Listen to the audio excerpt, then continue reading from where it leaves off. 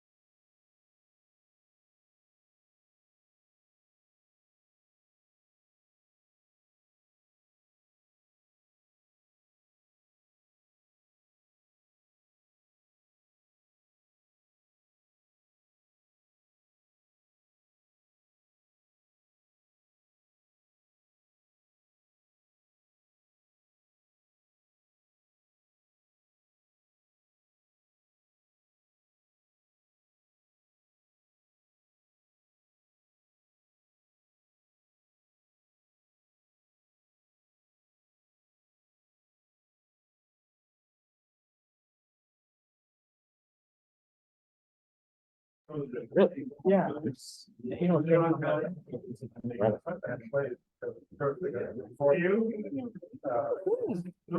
did it. We achieved a quorum. You good? Yeah, Good evening, ladies and gentlemen. I'd like to call this regular meeting of the City Plan Commission to order. Today is Tuesday, November 14th. It is 4:48 PM. Let's start with a roll call. Go around in a circle. Charlotte Lipschitz. Nicole Verdi. Young Manager, Guard DPD staff. Robert Azar, staff. Megan DeSanto, council. And I'm Michael Gazdaco, the chair. We're gonna roll right into approval of the minutes of the October 17th, 2023 meeting. Hope you've all received them. They were revised. I saw a typographical error. Sent it back to Choyan last evening. He sent out a revised copy this morning. Hope you've all had a chance to review them. And if there's no more edits or comments, we take a motion to approve the minutes as drafted. Motion to approve. We have a motion. Do we have a second? Second. Go around with a voice vote. Will? Yes. Charlotte? Aye. Aye. Nicole? And I vote aye. Director's report. Mr. Azar, do you have anything for us this evening? Well, the last item tonight, you see will be the land development and subdivision review regulations, so we'll be going through that. I hope you've had a chance to at least peruse them. It's been a big effort to get that done. The zoning changes have been heard. They were passed out of committee. They will be at the city council for first passage this Thursday night. And if all goes well, they'll be approved in early December. So we're looking forward to getting all of that tied up so we can meet the deadline of January 1st. Right on the heels of this zoning initiative, we have pretty much wrapped up the public engagement portion of the comprehensive plan. We're going to be back to you maybe next month, maybe the month after that, with a discussion of the big picture items that were that came out of that public engagement, and then we're going to start drafting the document. So we have that to look forward to. So plenty on the horizon. And we'll speak more about the development review regulations towards the end of this meeting. But with that, let's just roll right into the first agenda item. We have a lengthy agenda this evening.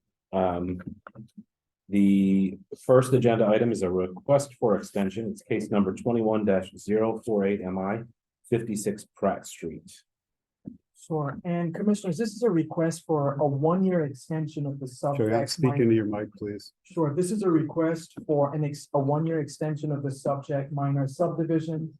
The plan was set to expire in January of 2024, but the applicant is requesting that be extended to January of 2025. And we recommend that you grant the extension, but should you have any questions, I know the applicant is here in the audience.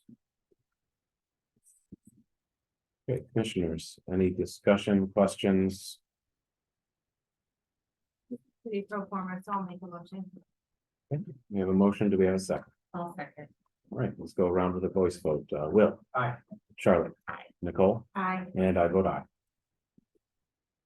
Right into the second agenda item. This is development plan review, case number 2023-11 DPR. It's for 870 Westminster Street. I think you'll all recognize this application. Except maybe Charlotte, you weren't here the first time they came before us. I don't know if you were. Will either. Well, you'll be introduced to this application. Okay, so this is a project that has been approved. This is a conversion of the historic Citizens Bank building at the corner of Westminster and Cranston Streets into a housing development. There's already an approval in place, and The applicant had previously received a waiver from the ground floor regulations that prevent residential from being within 20 feet of a main street.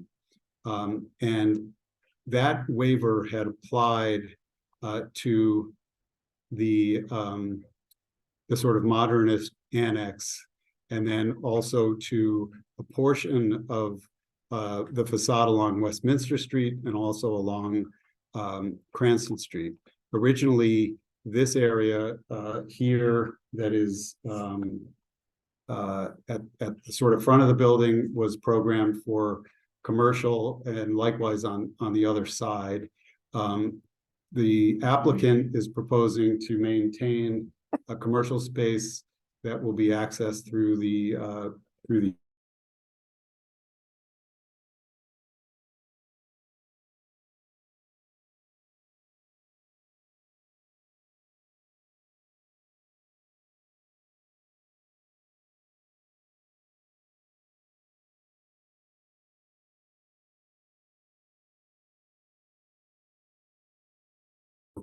So as you can see in our staff report, we feel that this would not detract from the commercial character of this building by allowing for residential uses in this space. And we're encouraged that the applicant wishes to maintain the commercial space accessible out into this main plaza. So that's kind of the story there. The applicants are here if they have anything else to add. Not really. We covered most of it. We're looking for 2 more units on the ends. And no, Yeah. that's working. And identify Yeah, yourself, so we Bill. just look at the 2 more. Identify yourself first. Bill DiStefano, president of the Omni Group. So we're looking at 2 more residential units on the ends of the corner on the inside, Cranston and Westminster Street. Then we're going to keep commercial in the main front door area of the bay. Okay. Any questions of the applicant? The commercial gonna be retail or is it going to be office space? We have no idea, because such a lack of demand right now. That's part of the reason, just kind of shrink it a little bit. Yes.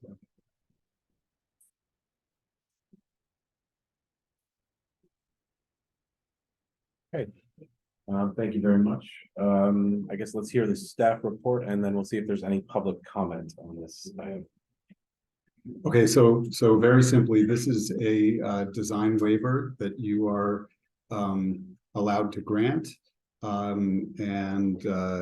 Again, given the nature of the existing building, the location of the windows above grade and behind the fence, we feel that this would not detract from the commercial appearance of this building. And given that they will have commercial access from the front, we feel that it is not expected to have a negative effect on the neighborhood's character or the building's exterior design. And therefore, we recommend that you grant the waiver. Okay, thank you, Bob. This is a public hearing, so anyone in the audience who would like to speak on this matter, please raise your hand. If you're joining us in our virtual world, please raise your virtual hand by hitting the little hand on the bottom middle portion of your screen. And if you're calling in, press *9.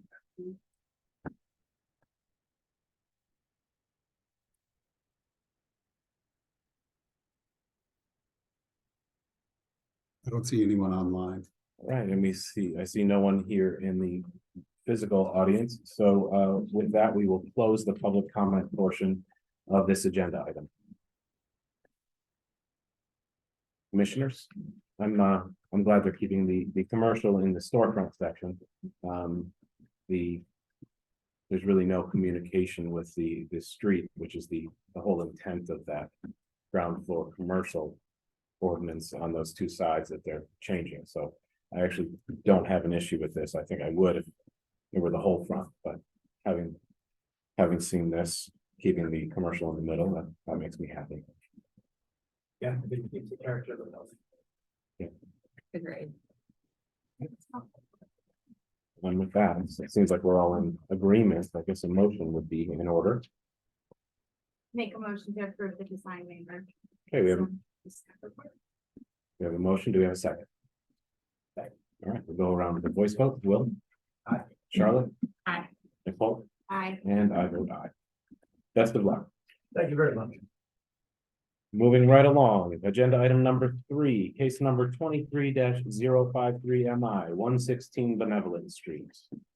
Thanks, Mr. Chair, and this is a request for a minor subdivision. It's a lot that measures approximately 16,427 square feet, and the applicant is requesting to subdivide it into 2 lots, which are about 9,964 and 6,464 square feet.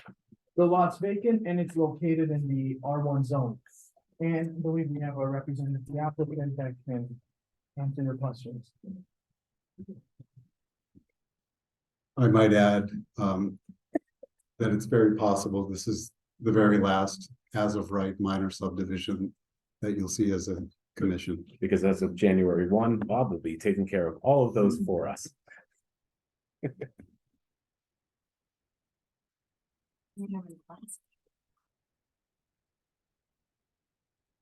Do you have anything to add to that, sir? No, I think, Introduce yourself, State your please. name for the record. I'm, Dan Santos from Greenwich Bay Homes. Okay. Here representing the subdivision, and, I think Joanne summed it up, pretty clearly that it's a fully conforming, subdivision with the frontage and size requirements, and, if there was any issue or negative impact to the street. I do have a completely off-topic question. How is this still a vacant lot? That I am not sure. All right. Commissioners, any questions for the applicant? I don't have any questions. Okay. Staff report at this time, and then we'll take public comment. Yeah, thanks. And commissioners, as you will see in our staff report, we do find that this is in conformance with the comprehensive plan.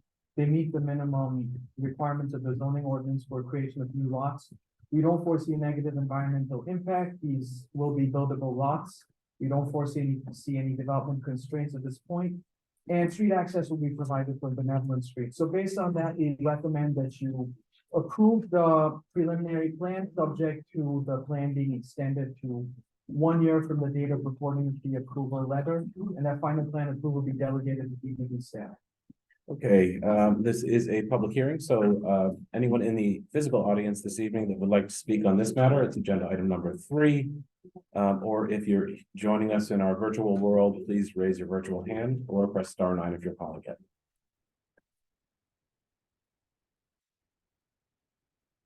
And seeing none, we will close the public comment portion of this agenda item again. I can say I'm not going to miss these next year. Here. Anyone care to make a motion? Make a motion to approve the preliminary plan based on the staff report. We have a motion. Do we have a second? Oh, second. All right, we'll go around with the voice vote. Will, Charlotte, Nicole, Aye. and I vote aye. Best of luck, sir. Moving right along to agenda item number 4. It's City Council referral number 3560-12, 12 Governor Street. All right, you may know this piece of property as the site of the Aguardiente restaurant on the east side. It's just off of Wickenden Street. It is actually in a 3-family zone. This was not sure exactly how this was permitted. I'm guessing I think it was by variance many years ago, and is the common practice today whenever there's a proposal to expand something that was allowed by variance. Usually the right move is a zoning change. Provides more predictability, more flexibility for the owner, and it's unlikely that a use variance would be permitted under these circumstances. So this business has been doing well. My understanding is they would like to expand. It is directly adjacent to a C2 zone to the south. that fronts along Wickenden Street.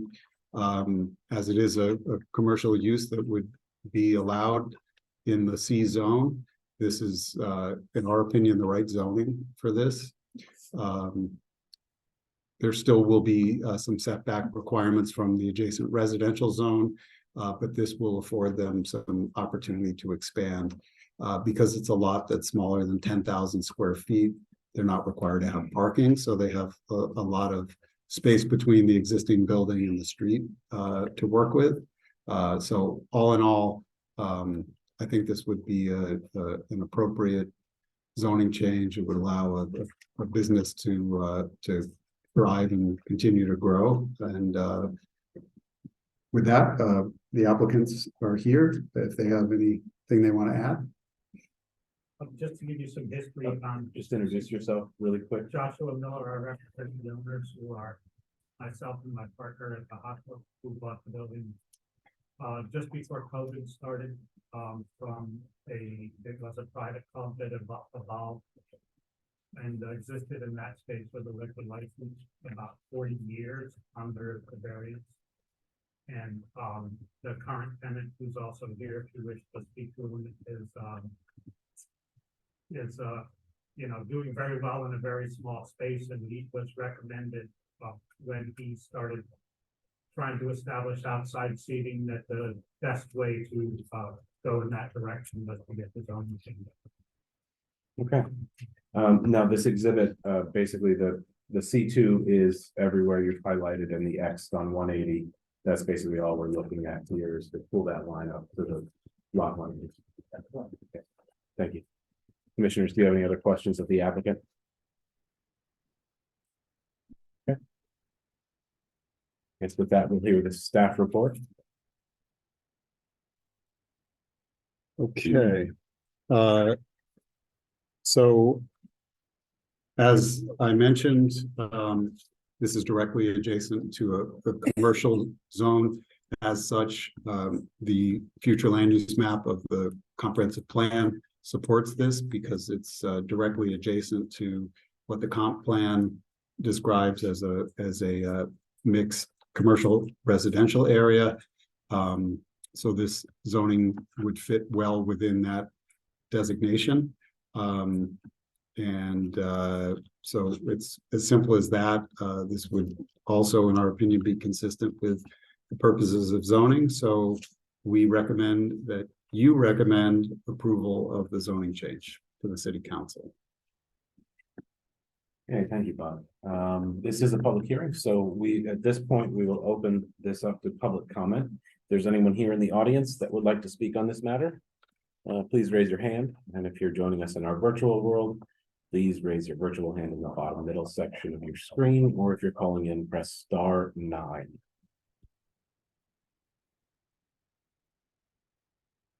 And seeing none, we will close the public comment portion of this agenda item. I would say I'm a huge fan of this establishment, and I don't want to be biased. I don't want to be biased here, but I tend to agree with Nicole on that. Yeah, I mean, I would just comment the existing condition seems out of place to me, and it seems like this change will support positive development on the site. We don't have to recuse if we give money to the applicant, correct? It's only if we receive money, right? Okay, No, I agree. Yeah, it's a great move for the space. I agree. I think it's good planning practice. It's been mislabeled lot for some time, as Senator Miller testified to. It's been 40 years that it's been operating with probably a use variance, which is not the way we like to do business here. So this will clean up a pre-existing non-conforming use.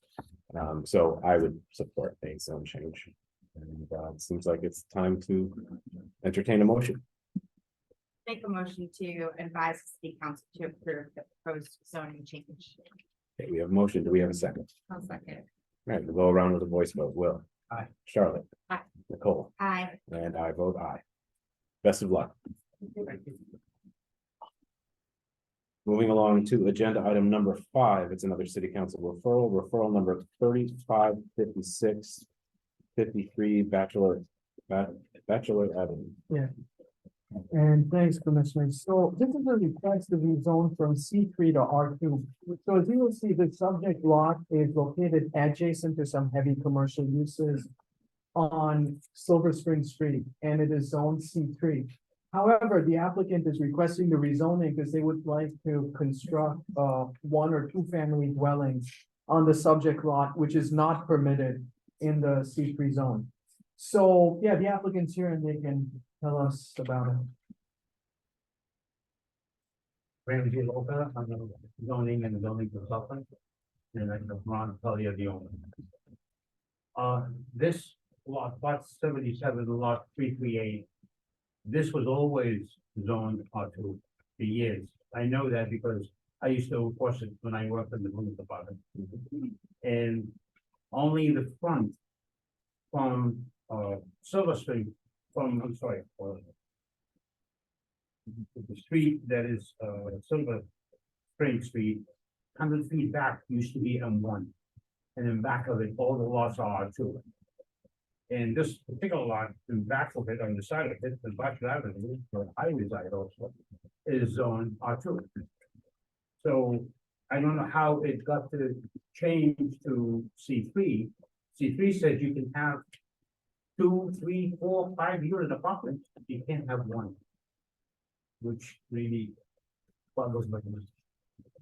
So the alternative is to go to the zoning board to ask for variance to go down to 1 instead of 2. Which seems to be illogical also. So Mr. Azar, I approached him and he said the best thing for you to do is to go to change the zone, right, abutting R2, all behind it.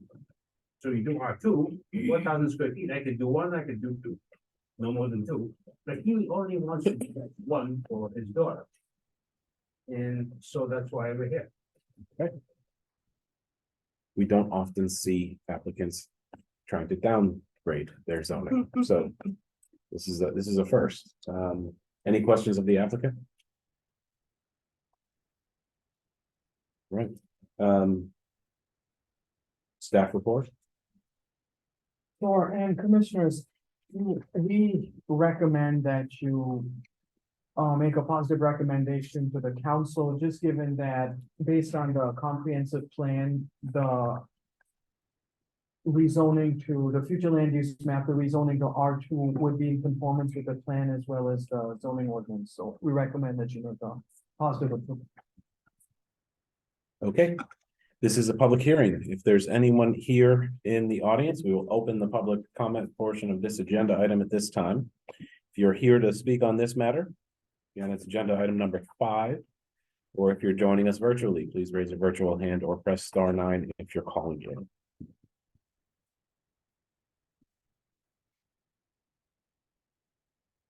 And seeing none, we will close the public comment portion of this agenda item. I reiterate, we don't see many asking for a downgrade in their zoning. Which I'm perfectly fine with it. It's the same rationale we use to upgrade a zone to C, a C use, but they're asking to go back to an R use, which makes sense to me. Is there any concern with losing a secret parcel?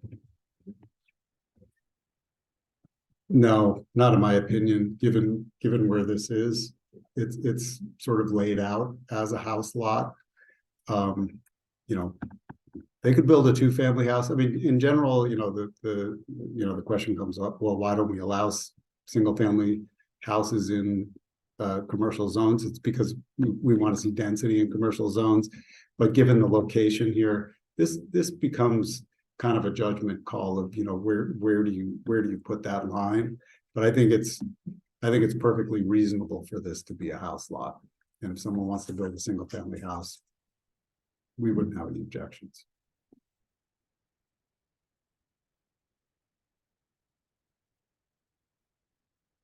I'll make a motion that we make a positive recommendation to the city council. Okay, we have a motion. Do we have a second? I'll second. Go around with the voice vote. Will? Aye. Charlotte? Aye. Nicole? Aye. And I vote aye. Best of luck. Thank you. Thank you so much. Oh, we have a whole bunch of city council referrals, so we go into the next city council referral. It's agenda item number 6. Referral number 3558-49 Leander Street. And 49 Leander Street, excuse me, and 48, 20, and 24 Perrin Street. Sure, thanks, commissioners, and you had, this is a street that you've seen recently where you did make a positive recommendation for a zone change from R1 to R2. And so the petitioner is here requesting to rezone some additional lots on the street, on Leander Street, but also on Perrin Street from R1 to R2 with the intent of constructing two-family development. So is there anything you tell me more? Thank you, Mr. Chairman. I believe, Joanne's summary is completely accurate. I'm not sure if it's the same exact makeup of the board here, but, the previous meeting on this was just a month or two ago, where we have 2 almost immediately adjacent lots. We just completed the new zoning of those. This board really liked that application. And when I heard that this board liked that application, I promised I'd go and get more lots to rezone. I have made good on that commitment. But it's roughly the same affiliate, owners and builders. I have the owner and the applicant present if there's a specific question. But generally, it's a pretty straightforward goal to just build a series of, two-family. Okay, so the blue highlighted lots are what you're requesting the zone change from R1 to R2. Everything else surrounding it is R1. With the exception of the 2 lots that we just finished rezoning, which I believe maybe 46 and 45 and 47, 246 and 247 maybe. They're right there. There's also a couple of vacant lots on the other side of Leander, which will also be new 2-family homes to be built there as well. I expect work may have started on that already, but no, so that'll be in the spring. If I remember, is this the one that there were, even though it was like in R1, there were some R2, or sorry, R2. Even though it's an R1, there were some 2 families that were in this vicinity. That's Across different. That's Leander different. Street.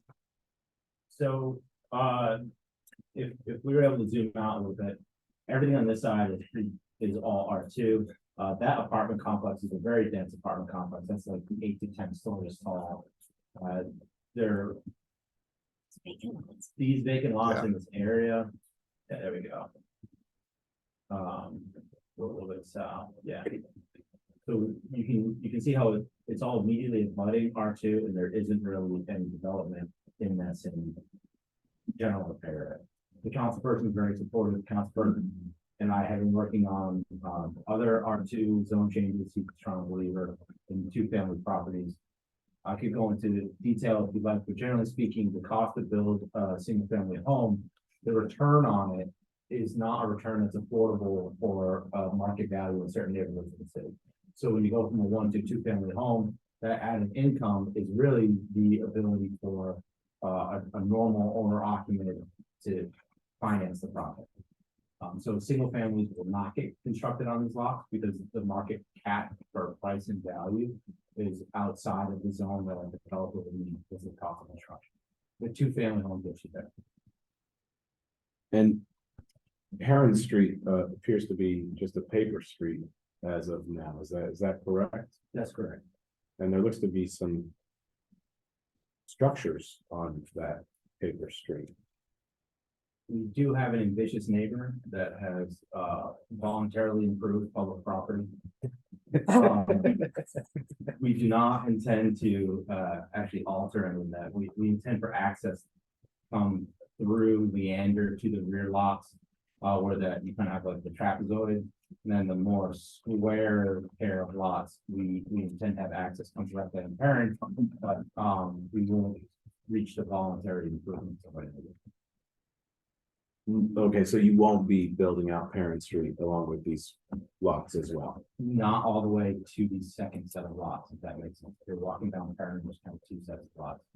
You won't go all the way to the back lot. All right, Are you gonna build it out to the first set of lots? I believe so, no. For the, we have front lots on that as well. It's an excellent question, because I have wrong information. We're not gonna build out that portion of it, there'll be an easement from Leander on both sets of lots. interesting.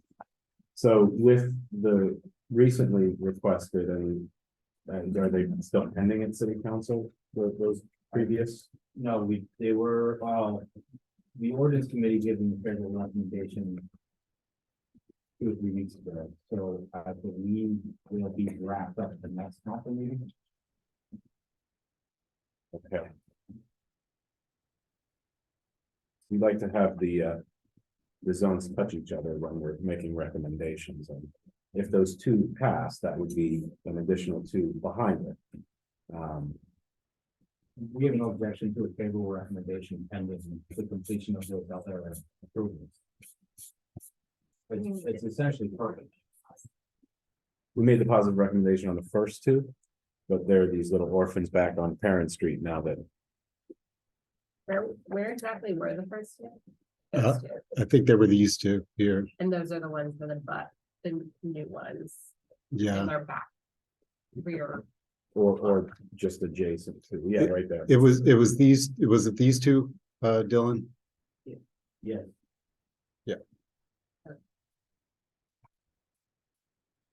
Yeah, so with the zone change of those 2, I feel better about the recommendation for the 239 and can't read that on that screen. The lots. Yeah, 35. yeah. This entire space, you know. Yeah, and I know the councilman is in favor of this, because he's stated so previously. I mean, with any lot. There should be 1, 2, 3, 4, 5, 6, 7, 8, 9, maybe 10 new 2 families in that area in the next year. So it's So excited. a That very is good. substantial investment in an area that's been static for a very long time. Okay. Any other questions for the applicant? All right, let's hear the staff report and then we'll go to public comment. Sure, and commissioners, you talked about the area and noted that there is an R2 zone right across the street. Also, these lots are undeveloped and vacant. And given that character, we feel that the change to R2 would be appropriate based on the land use map of the comprehensive plan. And it would also be in conformance with H2, which would allow for creation of more housing. The change would be in conformance with the purposes of zoning in section 1 of the ordinance. And so based on that, we recommend that you make a positive recommendation to the city council. Okay. At this time, we will open up public comment on this agenda item. If there's anyone here in attendance who would like to speak on this matter, please raise your hand. And if you're joining us virtually, please raise your virtual hand in the bottom middle section of your screen, or press *9 if you're calling it.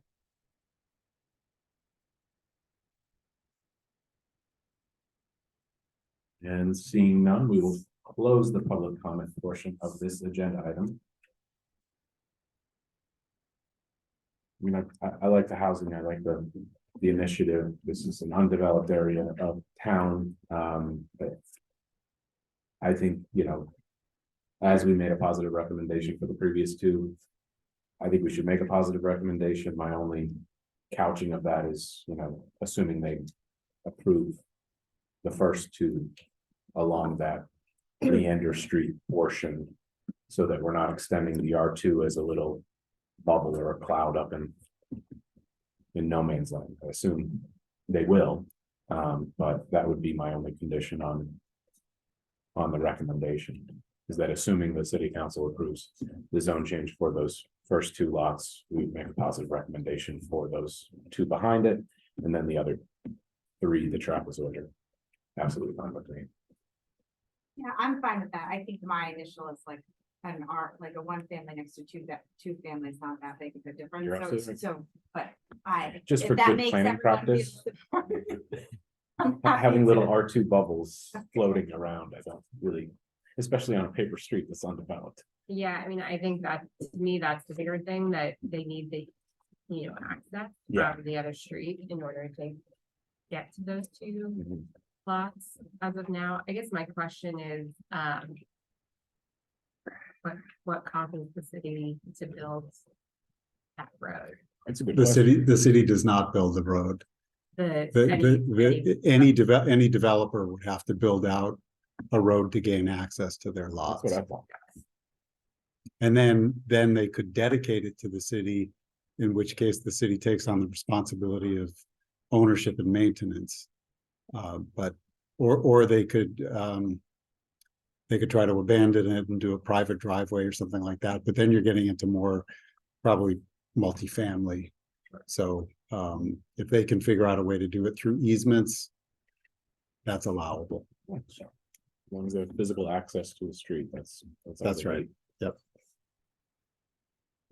But yeah, I'm in agreement. If we have something with the ambition to, develop this area, that's great. That's, I think it's all positive.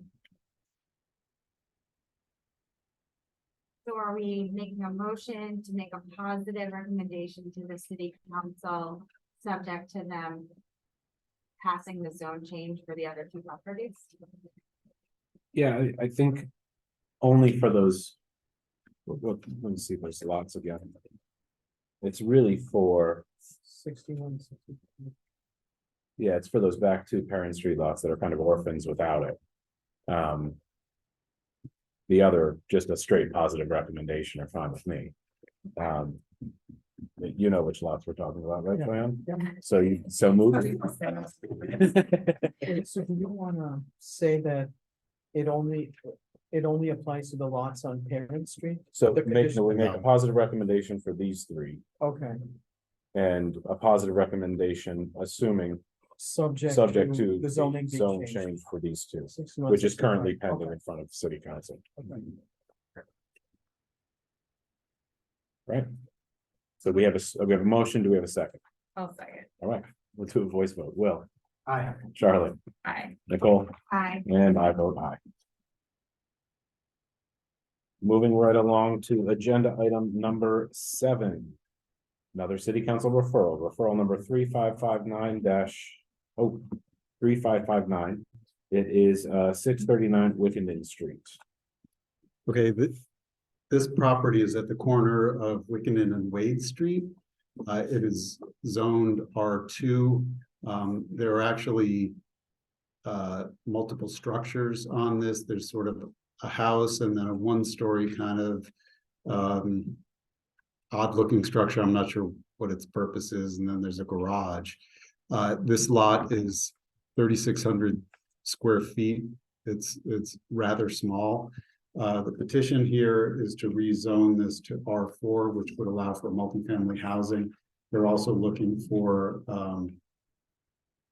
I believe, permission to also have lodge and meeting hall as a permitted use, which is not something that's allowed in the R4 zone.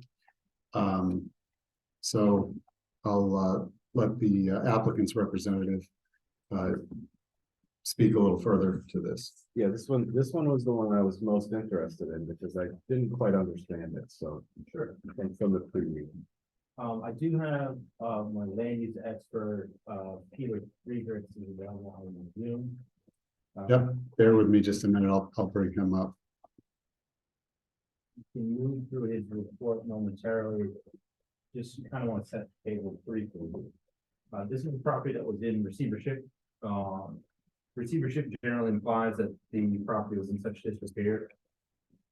Just bring the mic a little closer. Receivership generally implies that the property is in such disrepair that the owner themselves is not taking care of it. So it's a court procedure that steps in with blighted or abandoned property. And my client, who is the owner applicant, and is present.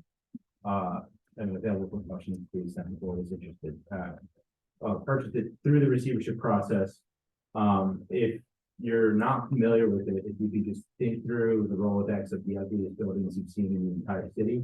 One of them is on this lot. there's sort of a very strange, like cap on, what looks like a residential building that historically has been a convenience store or a meeting hall. There's a garage in the back of that and a, two-family home. All of them are in very, very, very rough shape. So the original discussion and application was to, basically look to Wickenden Street.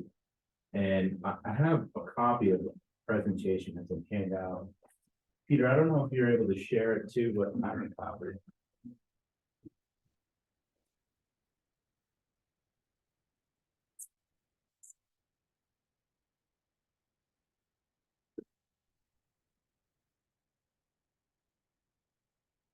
This is Dylan, are you how- referring to my report? Yes. If you can't, it's okay. We've got it. Go ahead and identify yourself before beginning your presentation, sir. My name is Peter Friedrichs. I reside at 150 Bridgham Street in Providence. Thank you.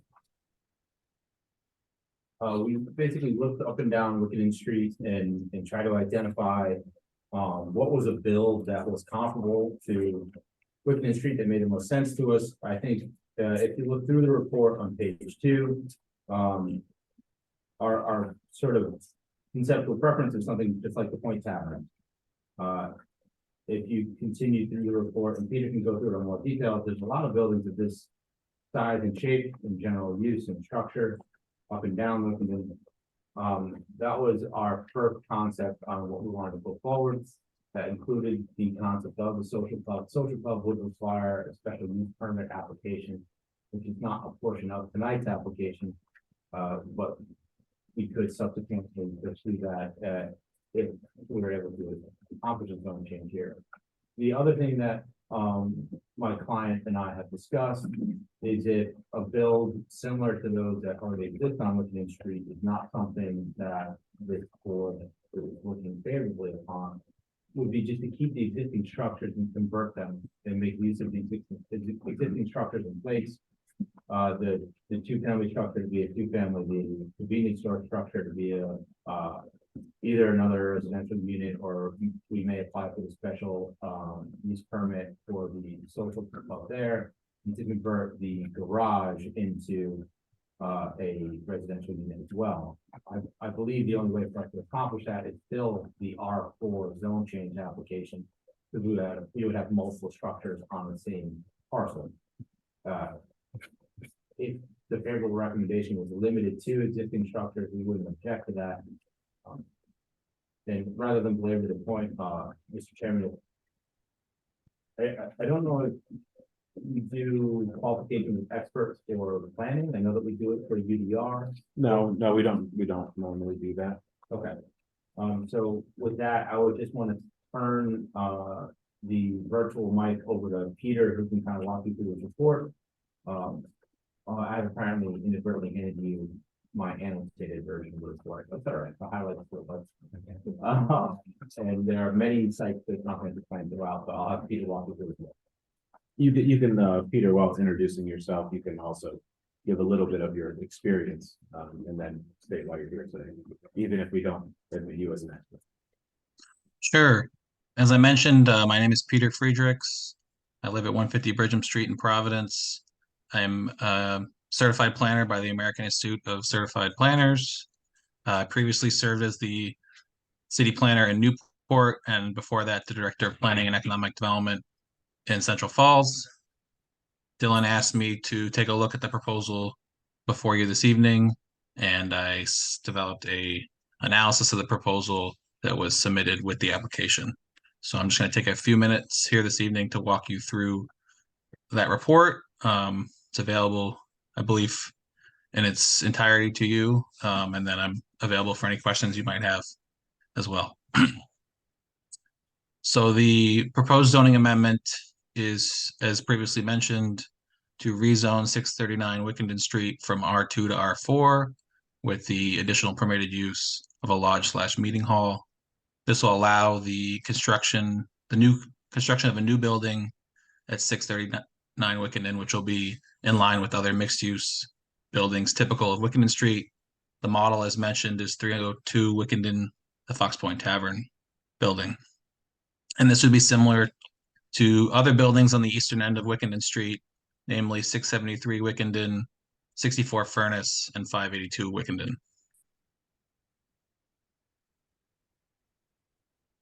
I want to jump. Yes.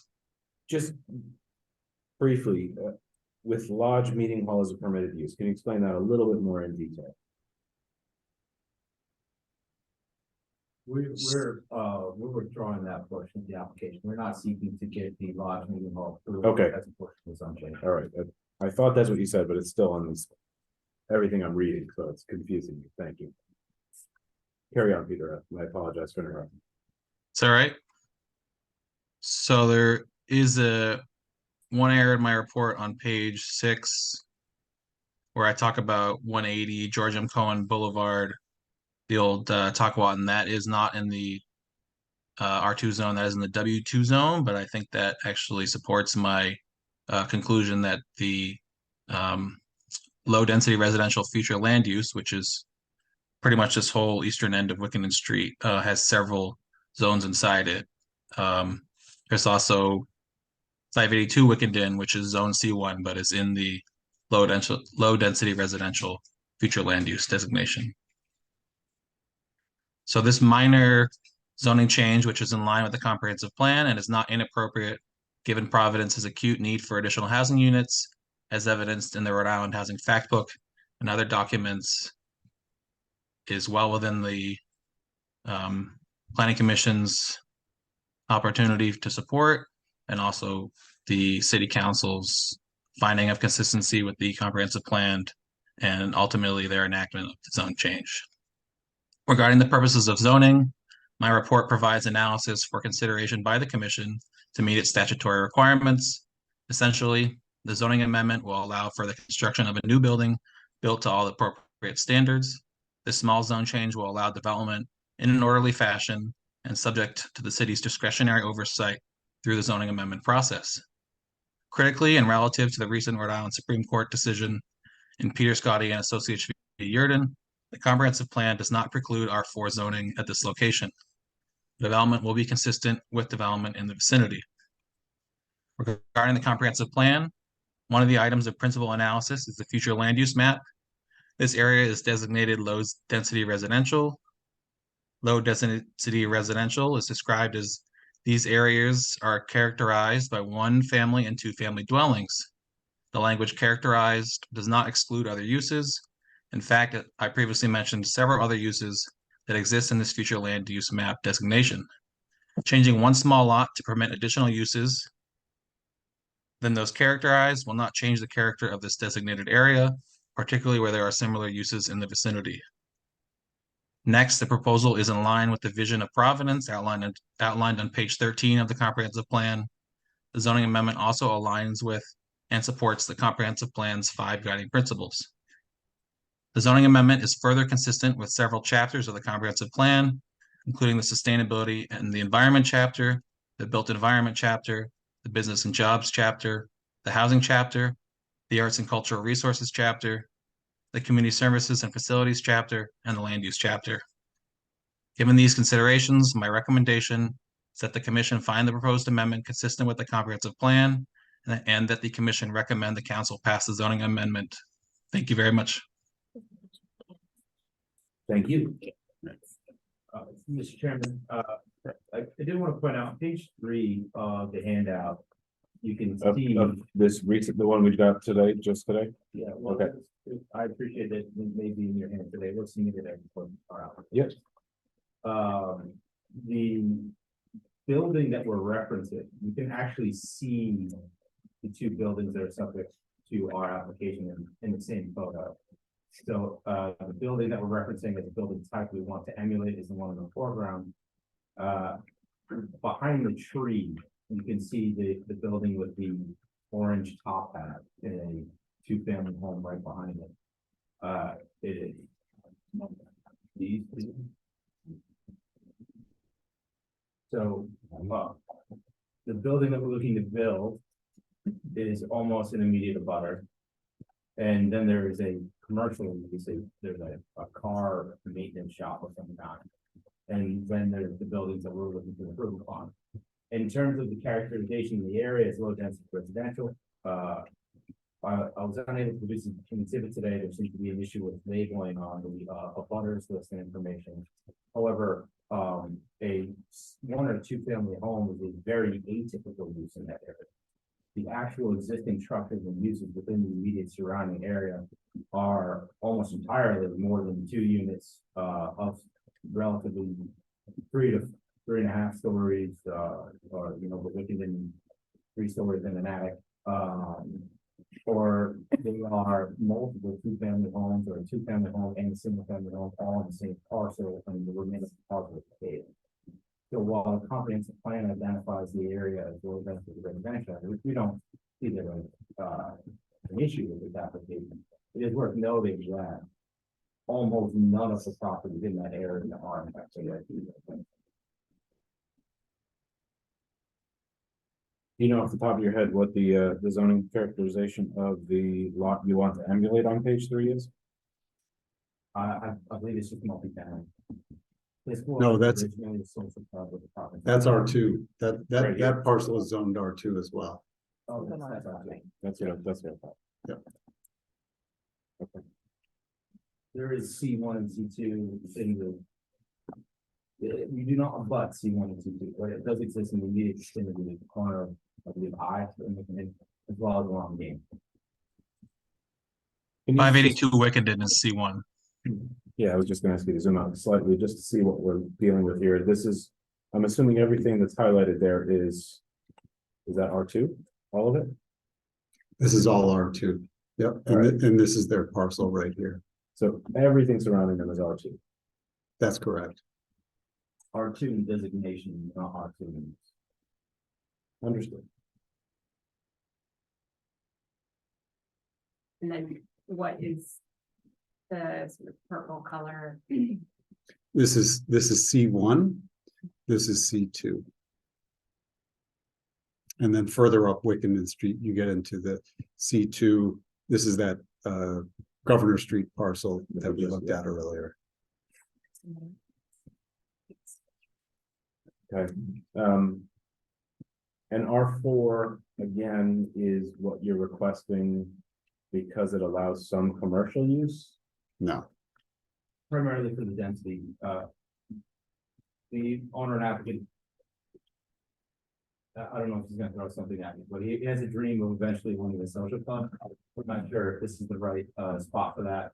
If we did want to pursue that, it would require us to apply for a special use permit, so we would be back to the board prior to being able to accomplish that. Or from the zoning board? If it's just a Right. special use permit, you're right, requesting and not a land development project. Okay, anything, commissioners, do you have questions of the applicant?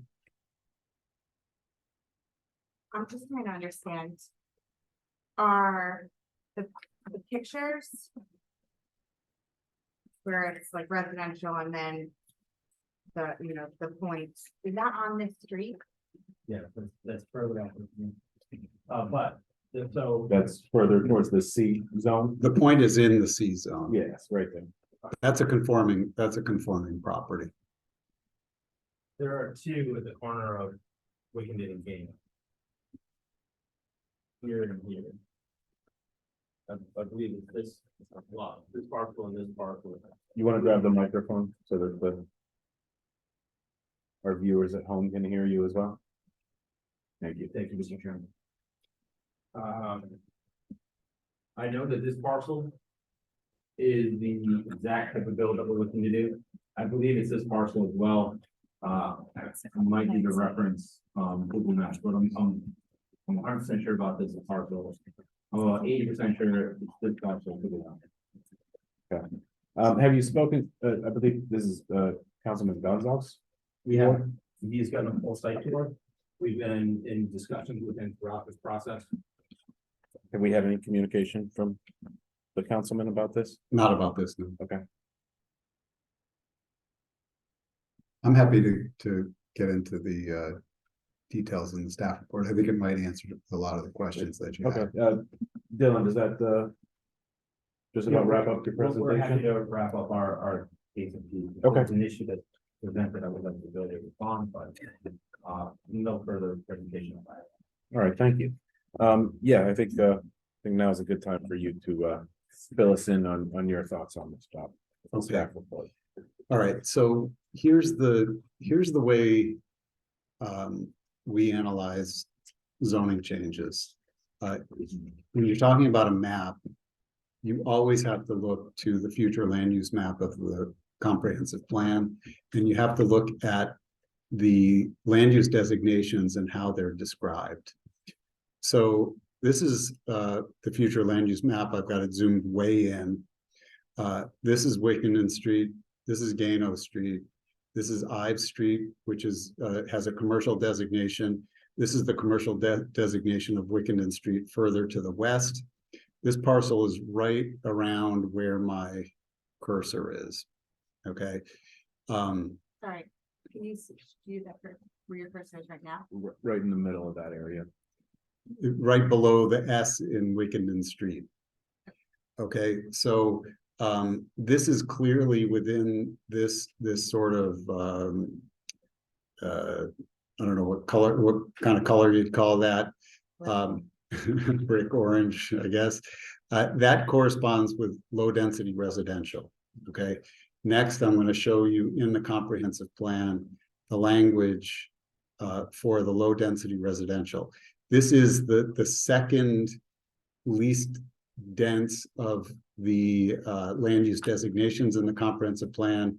Only single family residential is less dense. Okay. These areas are characterized by 1 family and 2 family dwellings and detached structures on separate lots.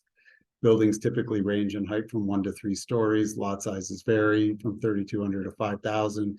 In some areas, small scale commercial uses such as neighborhood corner stores may be appropriate. We say that because we want to recognize that these neighborhood corner stores do exist in a lot of zones in the city, and it's mostly to recognize that they're there as opposed to allow for new ones, but there is an allowance for that. This, because it says here that it's characterized by 1 and 2 family dwellings, the only zones that work within this land use designation are R2 and R1. I'll point out to you something which is the medium density residential, which corresponds roughly with the R3 zone. If you notice here, it says 1 to 3 family dwellings and multifamily dwellings. That opens the door to R4. One of the reasons why you've seen so many requests for R4, they're all in the R3 zone. And we've been doing little spots of R4, recognizing that this medium density residential designation allows for R1, R2, R3, and R4. We're not explicit about it, but this is the language that justifies that. So it is very clear that the city council intended that this area be developed for 1 and 2 family houses. Now, I don't disagree with Mr. Conley or Mr. Friedrichs that this neighborhood is characterized by lots of other things. And within this land use designation, within the R2 zone, there are lots of 3 family houses. There are lots of multifamily houses. There are lots of buildings that are built out from lot line to lot line, not in accordance with zoning. The comprehensive plan doesn't reflect what's there. It's a document that's forward looking, and it says this is what we want the area to be, or if it is something, the comprehensive plan is actually saying we want it to be something else. Do I agree with that Fox Point should just be zoned R2 and that the only infill development should be 1 or 2 family homes? Not really, but that's what the comprehensive plan process is for. I'll argue here that the more I think about Fox Point and the fact that there's an R2 zone there, I think there's a very strong argument to be made that city councils past decades ago intentionally wanted to downzone Fox Point. Why? You can hazard a guess at that. Okay, but that's the law. That's the way it is. That's the comprehensive plan as it is. And you're bound to be consistent with the comprehensive plan. If you want to make a recommendation to the council that they change the comprehensive plan, and maybe you're going to go in that direction in a few months, you know, that remains to be seen. That's within your purview. But as it is today, this zoning is not supported yet. So if I'm understanding you correctly, it's not necessarily that there is a proposal to have like a commercial, like small scale commercial at the bottom. That's a problem here. Because this says in some areas, small scale commercial use. So Yes. that's not the problem. The staff Correct. report, it's the 4 and the density that is Yes. allowed under the 4. Yes. That is Yes. not, Yes. okay. So the zoning of this lot is actually perfectly consistent with the comprehensive plan today. The development on this lot, however, is not. It's way out of whack with well, I think there are legally 3 dwelling units on this, so it's a little out of whack with dwelling unit density already. But it's way out of whack with lot coverage, the number of buildings on the lot, the lack of virtually any impervious surface on the lot. And incidentally, even if you did want to go to R4 or the council somehow found a way to approve it, they can't develop this lot as intensely as some of these other buildings because they're way over on lot coverage. Right. This is a very small lot. Could it support multifamily? It could. And we see multifamily being built on small lots like this. It's tight.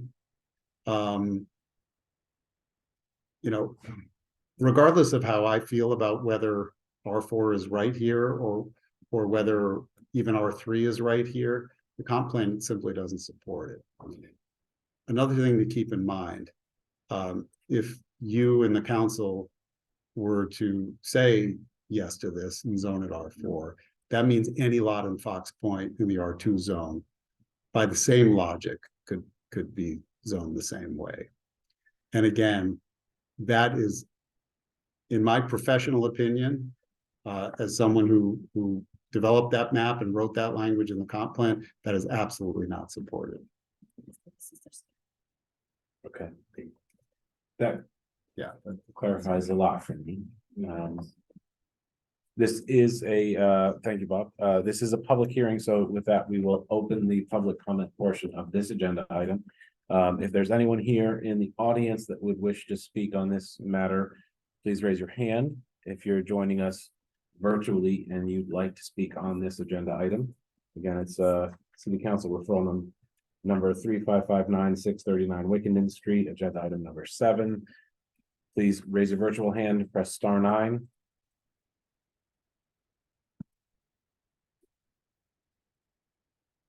And seeing none, we will close the public comment portion of this agenda item.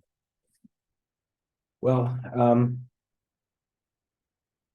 I wholeheartedly agree with the recommendation in the staff report. It concerns me to the density that's being requested here. I would go even further than the recommendation if we were to pass a motion that the city council deny the proposed zone change, that adds a note that if the council sees fit to entertain this zone change, we would strongly recommend that they amend the comp plan for this area of Fox Point so that this lot is in conformance once the zone change takes hold.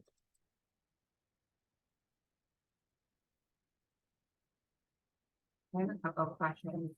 I guess, you know, I understand why there's a desire for the R4 zoning, but would we or the city council ever just think about stepping down to R3?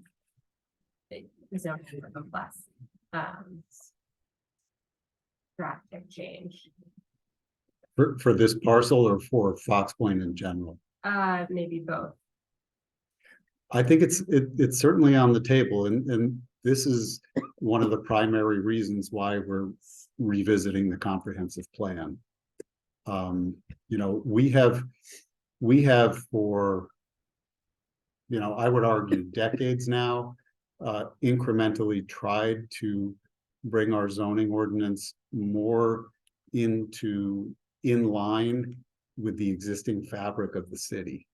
The zoning ordinances of the 70s, right through the 90s, were all really, frankly, suburban ordinances. It reflected a time when the city was contracting in population, when land was inexpensive, where the city was selling lots for $1, and the highest and best use of a vacant lot was a side yard or a parking area for an adjacent house. That's not the case anymore. As you can see, people are looking to develop some of the most marginal land in the city, you know, that Leander and Perrin.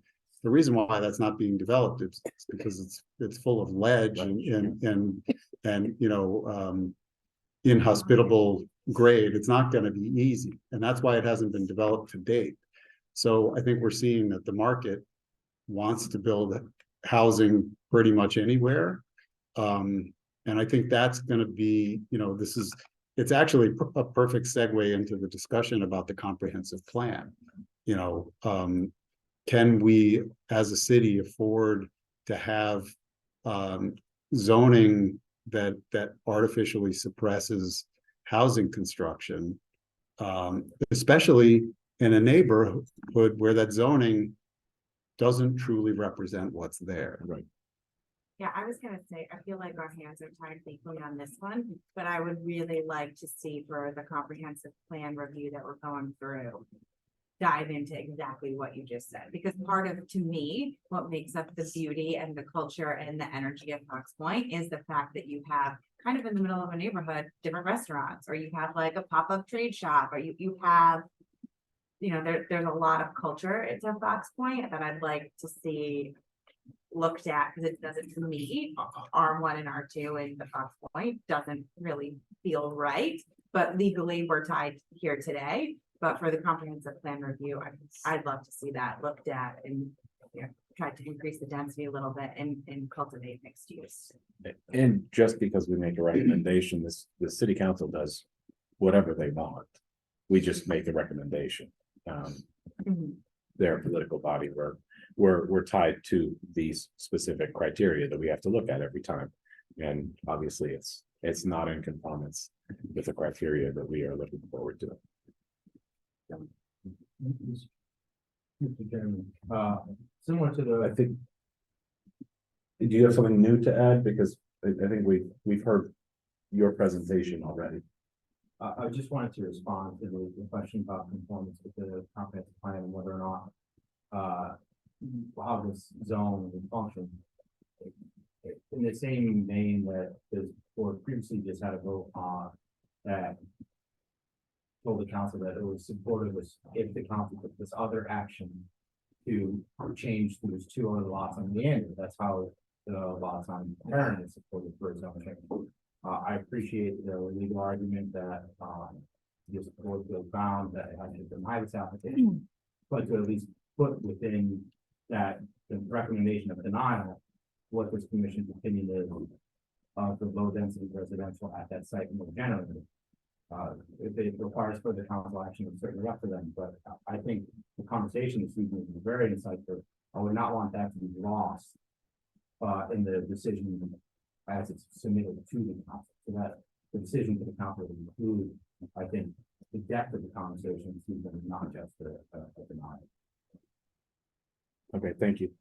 I have one other question. Yes. So given the existing structures on the site, for somebody looking to build this site, their options are really limited to 1 and 2 family dwelling infill of those structures, or tearing them down in 1 and 2 family dwelling. Well, there are existing non-conforming uses as is. I believe, don't quote me on this, but I believe that this lot is legal for 3 units of housing, 2 in one building and 1 in another. if they were to clear the site and want to build new, even though the lot is under the minimum lot size for the area, under the new zoning that goes into effect on January 1st, they'd be allowed to build 2 units. Which is different. Today, they'd only be allowed to build 1 unit. But after Jan 1, they'd be allowed. After January 1st, they'd be allowed to build 2. They either keep the structure and get 3 units, or they clear it and get 2 after January. Correct. Yeah. Or they convince the city council to support their R4 zoning designation. I appreciate Dylan's desire for us to add more color commentary to the recommendation, but it's really clear it's not in conformance as of today. And I think my motion stands as if the council sees fit to entertain this zone change, they should also change the comprehensive plan for that area, because that's the reason we can't support it. It's not good planning practice to support. Actually, we just can't do it.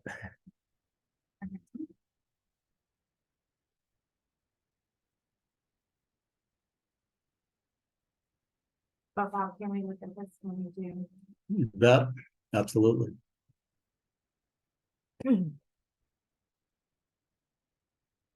I'm fine with the way that you talked about that condition. If you could say so moved. So Do we have a motion? Do we have a second? Second. All right, we'll go around with the voice vote. Will? Aye. Charlotte? Aye. Nicole? Aye. And I vote aye. Thank you all. Best of luck. Moving along to agenda item number 8, another city council referral. The city council is going to be busy with us. It's referral number 3557, 95, 101, and 105 Dedham Avenue. Right, thanks, commissioners, and we should note that this application has been updated to remove Eliza Street from their request to rezone. And so they're gonna be requesting to rezone the lots on Dedham Street, which you have seen a few months before you, because those 2 lots were the subject of a minor subdivision to create a 3rd lot. And it's located in the R1 zone, and the applicant is now requesting to rezone those lots to R2. As you will see, it is directly adjacent to the C2 zone. And they are located on Dedham Ave, and the applicant is requesting that rezoning to allow for the construction of 2 families on the site. And they can elaborate on.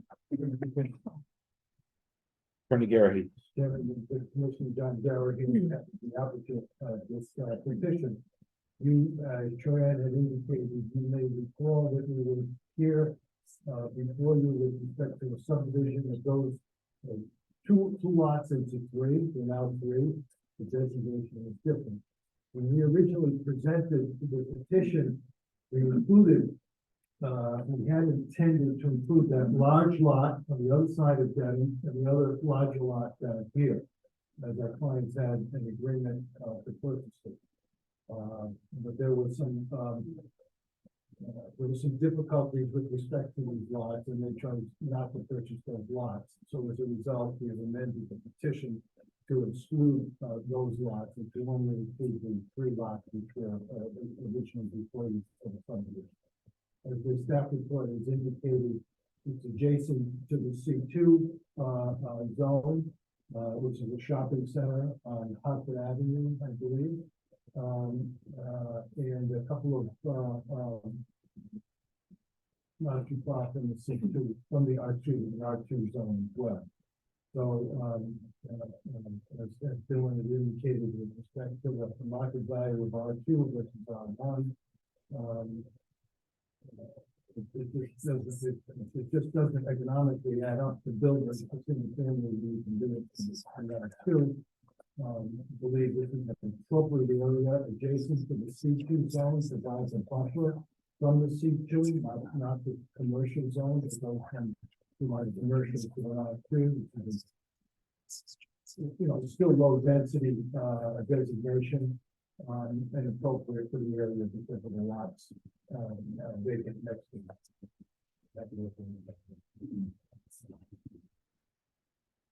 So I appreciate that it's adjacent to the C2 zone. But it's really a completely different traffic pattern. If you look at like the neighborhood, the way you traverse these areas. You wouldn't go through the C2 zone to get to these three lots. You have to go into the neighborhood and then the R1 zone and then back through to these three vacant lots. Is that's correct?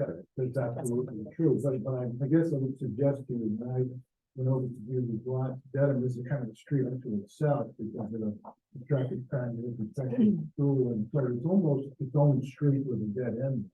Is it a paper street? Is it an No, improved street? well, it's gonna be built down to the end. It is a paper street at the moment, Okay, as it dead ends onto the commercial, stretch. yeah, see, it just ends there. Yep. Huh. Okay, Yeah, it ends right at the boundary line of the three lots. you go through a whole year of meetings, you don't see any paper streets and then two Yep. in one meeting. Yep. Okay. Commissioners, do you have any questions of the applicant? So had we originally taken that one lot, broken that up into three, and then we were gonna make It was two lots. two to three, and then we're gonna have three single family homes, so that was the original concept. It was, but I will say for the record that when we were here and we included within the advertisement that there was contemplated that this was going to be changed to R2. So it was contemplated at the time and included within the advertisement for that subdivision. Yeah, so it's not, yes. Okay. Can I just make Yep. one edit? The petition speaks to a 105 Eliza. That's no longer part of this petition, correct, John? 95 Dedham, 101 Dedham, and 110 Dedham are the three lots. That's right. 105 Eliza is not part of this. That's good. So in any motion, you should just make it clear that it's for those three lots, 95, 101, and 110. Does that make sense? Why do the three of them have, why does one have a, An even and an odd. number, yeah, that doesn't make there's sense. something wrong here. Is that the new lot in the middle? 105. For some reason, this. Those are three new lot They designations, aren't amended they? the application, to reflect the change in lot. It should say 95, 101, and 105. 95, 101, and 105. Yeah, that's what is on the agenda, 95, 101, and 105. The petition, John, says 105 Eliza, 95 Dedham, 101 Dedham, and 110 Dedham. Maybe 110 was the Eliza Street address. Yeah, we'll. Oh, actually, it looks like it's 105 also. Okay. So just to be clear, this petition is for 95, 101, and 105 Dedham and nothing else. Right, and commissioners, we did speak to the city clerk about this, and she said she will be introducing a substitute at the council public hearing. Removing Eliza Street and correcting it to 95, 101, and 105. Correct. All right. And just to be doubly clear, also the list of lots needs to say assessors plat 112. Let's just make sure it's 112. Yes, it's 112, and it's lots 432, 433, and 434.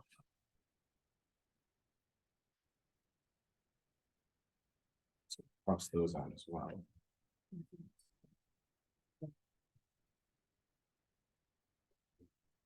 Five.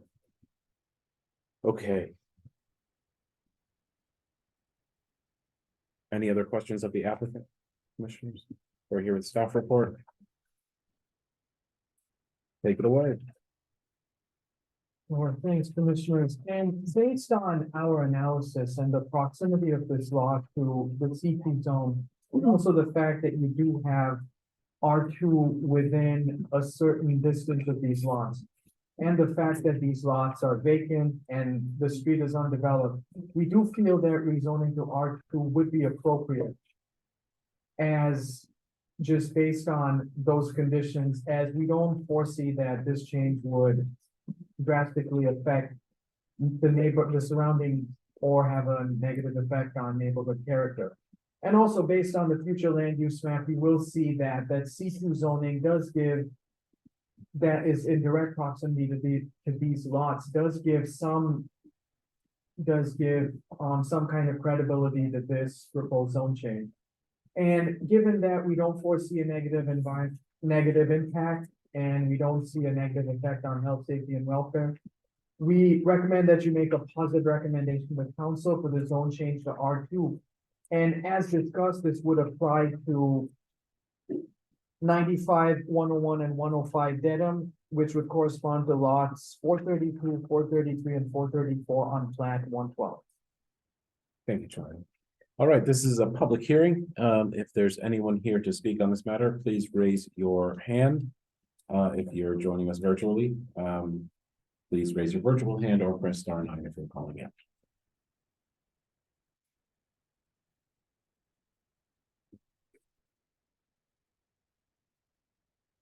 And then seeing none, we will close the public comment portion of this agenda item. I'm not opposed to this. I prefer it if the Eliza Street parcel is included. Because then it would be like kind of in a group. But it's still low density residential and won't change the composition of the neighborhood, so I really have an issue with it. Yeah, and we do have to develop the street. The market conditions are that where people, put up some more money. I like the density. Yeah. Okay, so it sounds like we're in agreement. I'll make the motion to, is a positive recommendation to the city council.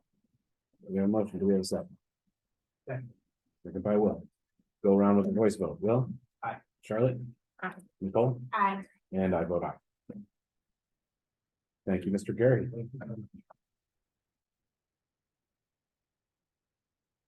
All right, moving along to our next agenda item. We're done with the city council referrals for today.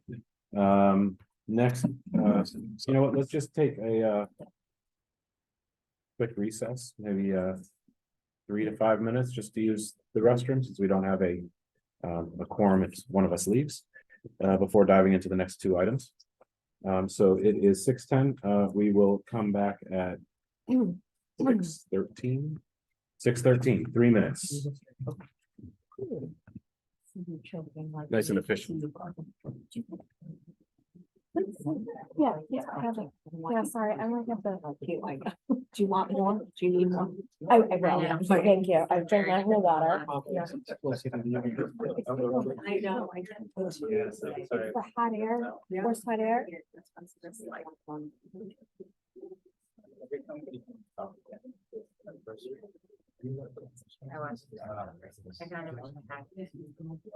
hard to eat. Like,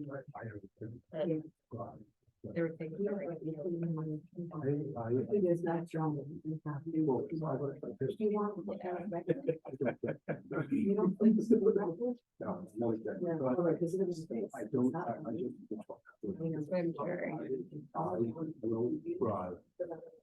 So that's it. Just mention of Yeah. Yeah, I got the like sure.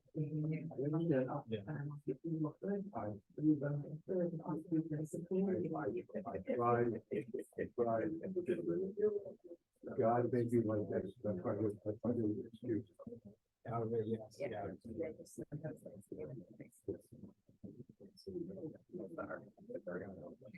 put it down.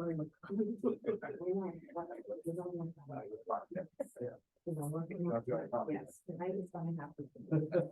No, I'm gonna give you the strength and the power. The new means that. Right? Yeah. I don't, I looked them up afterwards, but I was like. Yep. That's what they do. We'll just hope for it happens. All right. Whatever. I don't know. You decide. Be home and watch on TV before I get the thing. That's one. I would want more.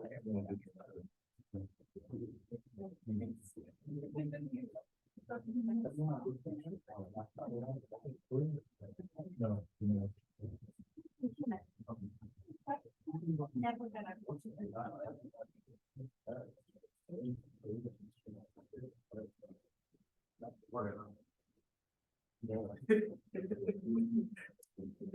Yeah.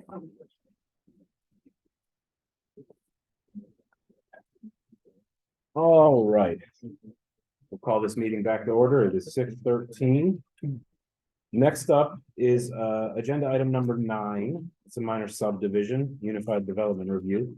Public hearing, case number 23-054 UDR for 53 Pomona Avenue.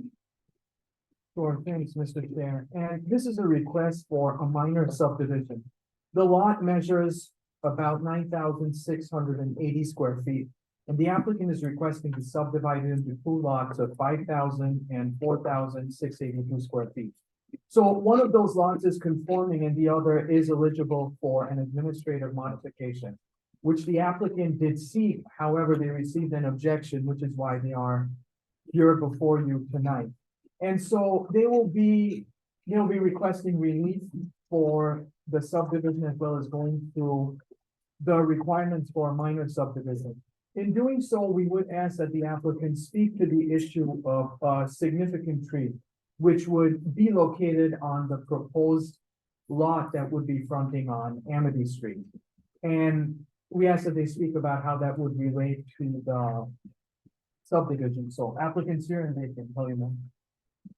Excuse me, Mr. Chair, before we get into that, Mhm. I want to note that they did apply to the city forester to remove the tree, and the forester can approve the removal under certain criteria.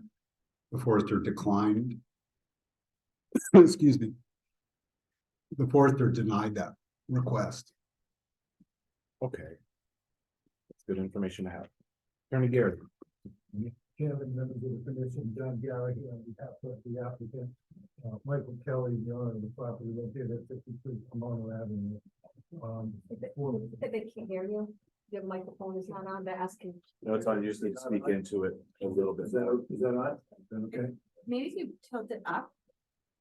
You're tall, Yeah. so yeah, there you go. Is that better? Yeah. Sometimes you gotta go in. Yeah, perfect.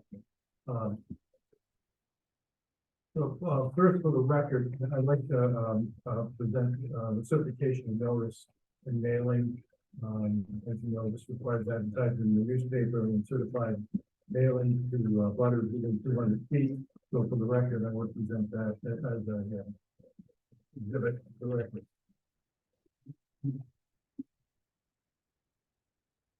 So,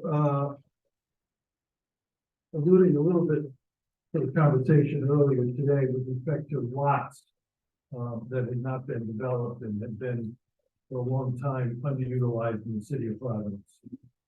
As Bob indicated, the best uses of those are as a side yard. This is one of those lots. This is the an almost 10,000 square foot through lot. So through lot means that there's a street on each side of the lot. And I'm going to ask Mike McHugh, my expert here, to talk about the purpose of through lots. But I would suggest to you, when you have a 10,000 square foot lot, it makes sense to have dwellings on each side which have access to a street. In this case, the existing structure, a single family dwelling, is going to be maintained on a 5,000 square foot lot, wholly consistent with the zoning laws. The second lot is going to be developed here. It's going to be 4,685.50 square feet. Slightly under the 5,000 square foot required, within 6.3% of the requirement, and allowed to have a modification. under 6.3 of the requirement. One of the neighbors, I think are here, objected to the modification, that's why we're here to present this case and seek the subdivision as well as the dimensional variance with respect to the lot size. If, you know, if there was ever a development, you know, but particularly with respect to the new zoning laws that went into effect that increased the sizes for the modification and encouraged this type of development. This is in the R2 zone, a two-family dwelling is being proposed on this lot that meets all of the requirements of the zoning ordinance, with the exception of the lot size, 6.3% of the requirement area. They're all talking about housing, putting appropriate housing in the appropriate places. This is one of them. The through lot serves no purpose whatsoever other than to have vegetation in the backyard. We're in a city. This is an area that I grew up in. I went to Blessed Sacrament School, which is just down the street. I can show you the picture, which you can see Blessed Sacrament Church and Blessed Sacrament School right down the street. And I suggest to you that it serves no purpose to have these large lots which are not used for anything. And they become in disrepair because they're not utilized for any purposes. And you want housing, and the market is asking that we provide housing. So this would be a two-family, and Amity Street on the other side is a dead end. So it dead ends a couple of 100 feet past this lot. So it's not as if it's a densely traveled street or not, but it's a street that's already there. We talked about paper streets, and it's going to be utilized. It's going to be utilized as a street. I don't know why. There's very few of these double lots, particularly in this area. It so happens that this property has one and the property next to it has one, but many of the other lots in the area, and Mr. McHugh is going to testify to that, are smaller than the 5,000 square foot required. So I think this is an appropriate place for this. I do want to get into the tree issue. Maybe what I'll do is I'll have Mr. McHugh testify to the standards first, and then talk about the trees which are on the property. I'd suggest to you that this has been a platted lot for more than 100 years. It happens to have trees on it. I think the tree ordinance, I guess I'm getting into it now. The tree ordinance allows for the forester to allow for the removal of a tree if it impedes development. If it impedes development on a lot that's conforming to the zoning ordinance, and I suggest to you that this is now with a slight modification conforming to the zoning ordinance. I'm a little bit baffled why the forester denied our request to have this. He said there is an alternative to it. That's what the statute of the ordinance says. Says if there's no reasonable alternative, he says there are alternatives. This tree is right in the middle, within 20 feet of the front lot line. And I don't know how you develop the property with the tree there. There are other large trees on the property which would be maintained. So you're not taking away all the vegetation, you're taking away one tree. But I will get into that a little bit more afterwards. But if I may have Mr. McHugh testify, I know you don't qualify. This is unified, so we do. You do. Okay, we require. This is essentially a zoning meeting, so yes, we do. He's been recognized. So if I may, Mr. Chairman. And he's been recognized as an expert previously, so we will recognize him. Thank you, Mr. Chairman, and I'll present his resume as an exhibit for the record as well. So, Mr. McHugh, you're familiar with this property. Yes, I am. Let me, the best way to do this, and then I ask some questions. Yes, I am. So can you just? Oh, wait, 1 second. He does have to be sworn in. Raise your right hand, please. Do you swear to tell the truth, the whole truth, and nothing but the truth, so help you God? I do. Please state your name for the record. Michael McHugh, and C, capital H-U-G-H. Thank you. McHugh, speak right into the microphone, please. Yeah. I'll yell so you can hear my question, but I'll ask Mr. McHugh to speak directly into the microphone. You made a site visit, and you're familiar with the property. Yes, I am. Can you describe the property, please? Yes, it is almost a 10,000 square foot lot. It's on one family house along Pomona Street, and then the lot continues almost 200 feet over to Amity Street, and the rear portion is vacant. It is a rear portion along Amity Street, is where we want to do a two-family lot. Yeah. They're asking, excuse me, they're asking if you could speak about it. Yeah, John, take the mic, speak into it, and then hand it to him. Can you describe the relief that's being sought, Mr. McHugh?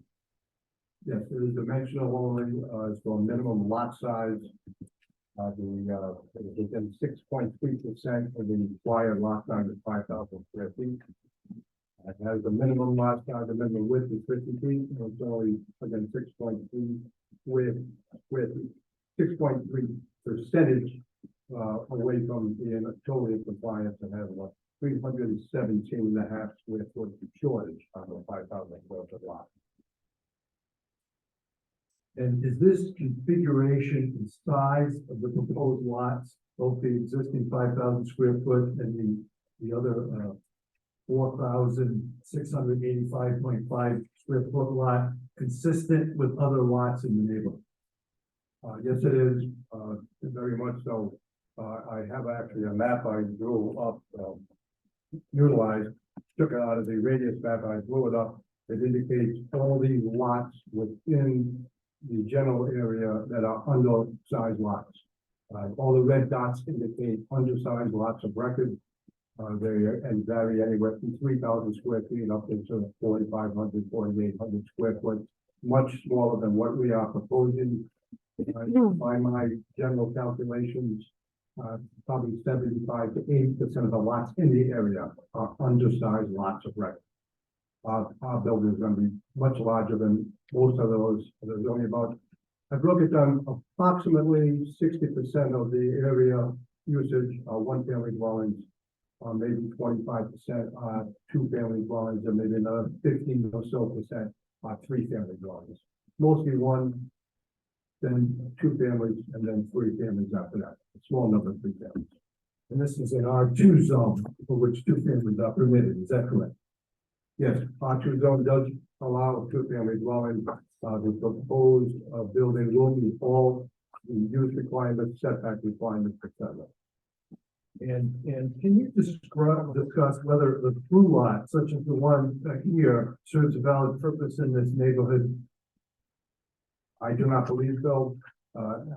Actually, in the previous ordinances, they had a merger clause where undersized lots of record had to be merged together. They specifically said in that merger clause, if that merger of the two lots turned it into a through lot, then they did not want them merged. So I think the general zoning laws and the comprehensive plan were somewhat against through lots. They'd like to have separate lots, one on each street.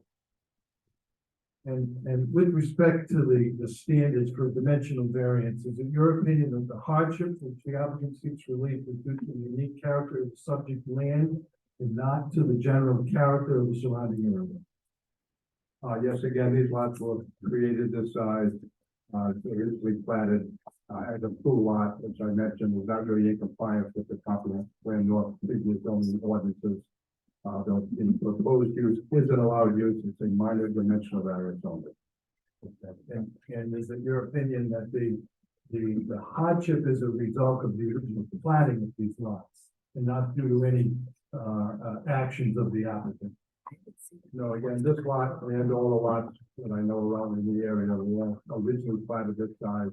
It was platted as a through lot, which again I mentioned is not really in compliance with the comprehensive plan and the previous zoning ordinances. And is it your opinion that this request is a result of the desire of the applicant to realize greater financial gain? In my opinion, no, the need for housing as we all know is paramount everywhere in this area. And the regulation of this block that have no adverse effect on surrounding property will certainly meet general requirements of the area. And does not result in the need for. So, Microphone, John. pass on the question. In your opinion, will the granting of the requested variance alter the general character of the surrounding area, or appear the intent or purposes of the zoning ordinance or the comprehensive plan? No, in my opinion, it would certainly not. Again, if it is an allowed use in this zone, this is a minor dimensional variance request. And as I mentioned previously, the proposed lot size, although very slightly under the minimum requirements, is much larger than most lots in the area, and they certainly not have an adverse effect on the properties. And is the relief being sought the least necessary to accomplish the purposes here? In order for the subdivision and the construction of this new much needed residential unit, this is the least necessary. It's a minor dimensional variance, as I've mentioned. And with the hardship to be suffered by the owner of the subject property, if the dimension variance is not granted, amount to more than a mere inconvenience, in your opinion? In my opinion, it would be more than a mere inconvenience for many of the things I already mentioned, that it is allowed. It is a much larger lot than most lots in the area, having said about 70 or 80% of lots are smaller than this and are much more non-conforming in nature. I have no further questions of Mr. McHugh. If the board has any, and some summary arguments to make, and before I finish. Please carry on. Thank you, Mr. Chairman. So I was out there this morning, and I took some pictures. In this picture, I'd like to enter into the record as an exhibit. It shows the tree in the middle of the lot. It also shows another tree to the right in the picture, which is going to be maintained because it would be in the rear yard. And we would also indicate that we would replant the tree. Now, the ordinance provides that if you do remove the tree, you have to replant it. We would replant it in the rear yard where there is sufficient area. Now, of course, it wouldn't be as large as it is now, but the ordinance does talk about at maturity. So it would get to that point. And I would suggest with respect to the significant tree, you're not being asked to approve a building permit, and you're not being asked about the removal of the tree. That has to do with the development. And I would suggest to you, I think as the staff report has indicated, that it would be appropriate for you to conditional it upon either the forester approving the removal of the tree, or if an appeal were to be taken from that decision, that it would be approved so that the tree could be removed. And that you, by approving the subdivision, does not speak to, and nor are you being asked to speak to the tree. Again, you know, this lot has been platted for 100 years. It's been here. It's not unusual that you have a tree on the lot. It's unfortunate, but the ordinance does speak to the fact that if you were to do a development and there's a tree in the middle of it which cannot be avoided, then the forester has the ability to approve the removal of the significant tree. So how would you speak to the fact that the forester has denied the removal of the tree? In my opinion, that would mean that for the fourth item, a buildable lot, we can't find consistency with that, because there's a tree right in the middle of the lot that can't be removed. Well, I don't think it speaks to the buildable lot. I don't think it speaks to the buildable lot. It speaks to being a tree on the lot. So we've I asked him what the alternative. Unfortunately, the forester, I guess his last day was last Thursday. So he really can't address the question. So, That was his goodbye present. he was kind enough to be prompt to give me a response, Okay. but that was it. I think it would be, you know, I appreciate trees, I appreciate landscaping. But I don't appreciate the fact that, you know, you cannot construct a dwelling on this lot because one tree is preventing that from occurring.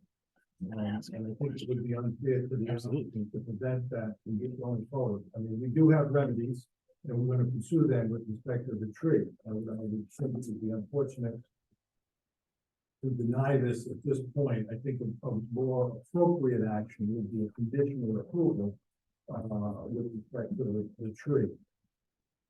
I believe, Mr. Azar, you have a question for the applicant? Yeah, Mr. Garrity, the standard in the zoning ordinance that was referenced by the city forester says the tree prevents the property owner from developing the property in conformance with this ordinance, and there are no alternatives to removal of the tree.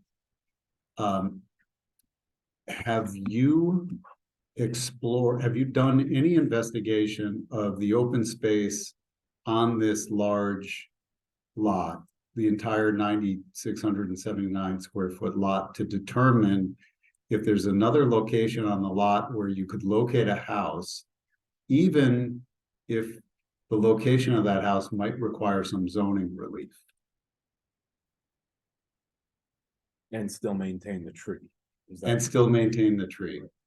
Let me present this picture as an exhibit, because the tree which we're talking about is approximately 20 feet from the front line and right in the middle of it.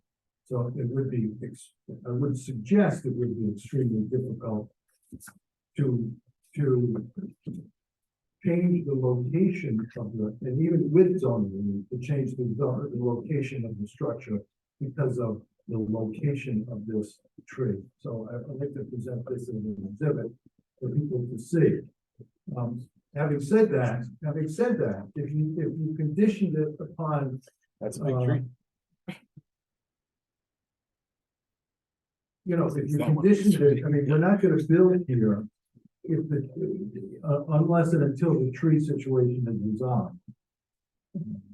Well, so the point that I'm making here is that this is the lot that we have up on the screen. This is the significant tree that was denied removal. It looks like there's another one over here that's on the lot, but it's closer to the lot line. That's correct. It's shown in the picture. And you know, the thing about developing around significant trees is that you need to give a lot of room. You wouldn't want vehicles crossing this. You wouldn't want to cut into the drip line, so you do have to give a lot of space. That said, there is some open space here. I'm not saying it's viable for the location of a house, but I think based on the specific language of the ordinance, I think the burden falls on the property owner to demonstrate that there are no alternatives, and that would suggest that you have to at least do some investigation. I would agree with you that placing a house in the conventional location that we typically see with development in Providence, kind of close to the front lot line, you just can't do it. And you may have a strong argument, but I'm not sure that you've made that argument today, and I don't know, you know, and I might add as well, yes, the city forester doesn't work for the city anymore. The Parks Department is in the process of hiring a new city forester. The city forester's letter said that there are alternatives to removing the tree, but didn't say what those alternatives are. And we don't have the forester with us anymore to go into greater detail. So I might suggest that there's more work to be done, both on behalf of the applicant and on behalf of the city, to explore this further. What you've suggested, Mr. Garrity, that any approval be subject, as we stated in our staff report, to securing city forester approval or some other kind of approval that allows for the removal of the tree, we'd be certainly comfortable with that. Because his decision could be appealed to the zoning board. His decision could also be revisited by the new city forester. I mean, So you're saying keep the staff reports as drafted stands, but it would just be, Condition number 1 would state the applicant shall secure city forester approval or some other decision that would allow for removal of the tree prior to removal of the significant tree. I mean, I don't know about the other commissioners, but I would definitely be open to additional relief in order to meet the intent of the ordinance that's on the books, which the forester denied removal of the tree for. I think we could get creative here. It doesn't have to be a lot line just in the middle of the lot to create 2 uniform lots. We could do something a little bit more creative in order to get the density that the applicant is requesting, that the city would like, and also maintain that significant tree that's on the back of the lot along Amity Street. Is that something that the applicant's willing to continue and investigate? Chairman, I'd like, yeah, absolutely. I will say this, it takes some effort and some expense to get here. Particularly. But if we continue this meeting to a date certain, it wouldn't be another mailing or anything like Right, that. but it would be if we added the list. Yes, you're right. Yes, it it would. So, I would think that if we could deal, if we're willing to deal with it, we understand that it's an issue. And we're willing to deal with it by making the tree, as Bob had indicated, subject to either, if there's a new forester or if there's an appeal of that decision. I think it's very, I just can't see a way, if you move the house back, you still got the tree in the middle of the lot, you're putting in, You brought us very creative proposals previously. I'm sure you could come up with something. I just would hope it would be conditional and it would not violate the tree ordinance, is what I'm saying. We would not violate the tree ordinance, or we wouldn't do it. I mean, you approve the subdivision. If we can't, we wouldn't record it and it wouldn't happen. Mr. Chair. Yes. So while I appreciate that it is a heavy lift to bring a case in front of this commission, it is incumbent on the applicant to demonstrate that a subdivision complies with every aspect of the zoning ordinance. And we've been talking about, identifying the location of significant trees on subdivision plans for years now. And that should have been identified on this plan from the get-go. And the first question we would have asked is, what are the alternatives? Are there alternatives? And I think that could have been investigated further. I tend to agree with you on that. And commissioners, any other questions of the applicant? Because this is a public hearing and I believe we may actually have someone to speak on this matter. We just talked about what it would take if they needed relief at the rear lot line. This plan seems to suggest that the front or the proposed new dwelling can keep the front setback. Is that true or? Yeah, if they were to locate a building sort of more central to the lot, and again, I don't know if this is possible. They would certainly need at least front yard setback. You'd probably have to draw a lot line close enough to the existing house on Pomona that this lot might need rear yard setback. There are creative ways to draw lot lines. You could do hockey stick lots. There are a lot of things, and we have worked with developers to build around significant trees. As someone who worked on the original significant tree ordinance, it's there for a reason. you know, Yeah. these trees are irreplaceable. You can plant an oak tree, a large oak tree today, but it's not gonna get this big for 100. many decades, and it provides functions and values that you don't get from a smaller tree. So we take it seriously. I think the city forester takes it seriously, and we do have that kind of relief valve in the zoning ordinance. And for whatever reason, the forester, you know, declined to approve. I think he probably should have elaborated when he says there are alternatives. I wish he had said what the alternatives are. I asked him about an email on a telephone call. Yeah. He did not respond.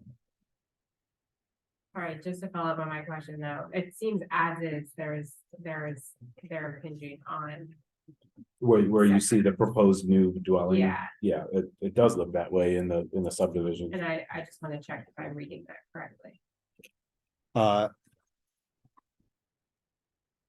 You're saying in their proposed subdivision See here, plan? They're showing a 19.2. I'm assuming that's the instead of 20. Yeah, I mean, you know, Not they sure should how not be showing a building footprint of a new dwelling on this Right. plan. This is a subdivision plan. We want to see existing conditions. We don't need to see proposed conditions. That's for the building official to decide when they come in for building footprints.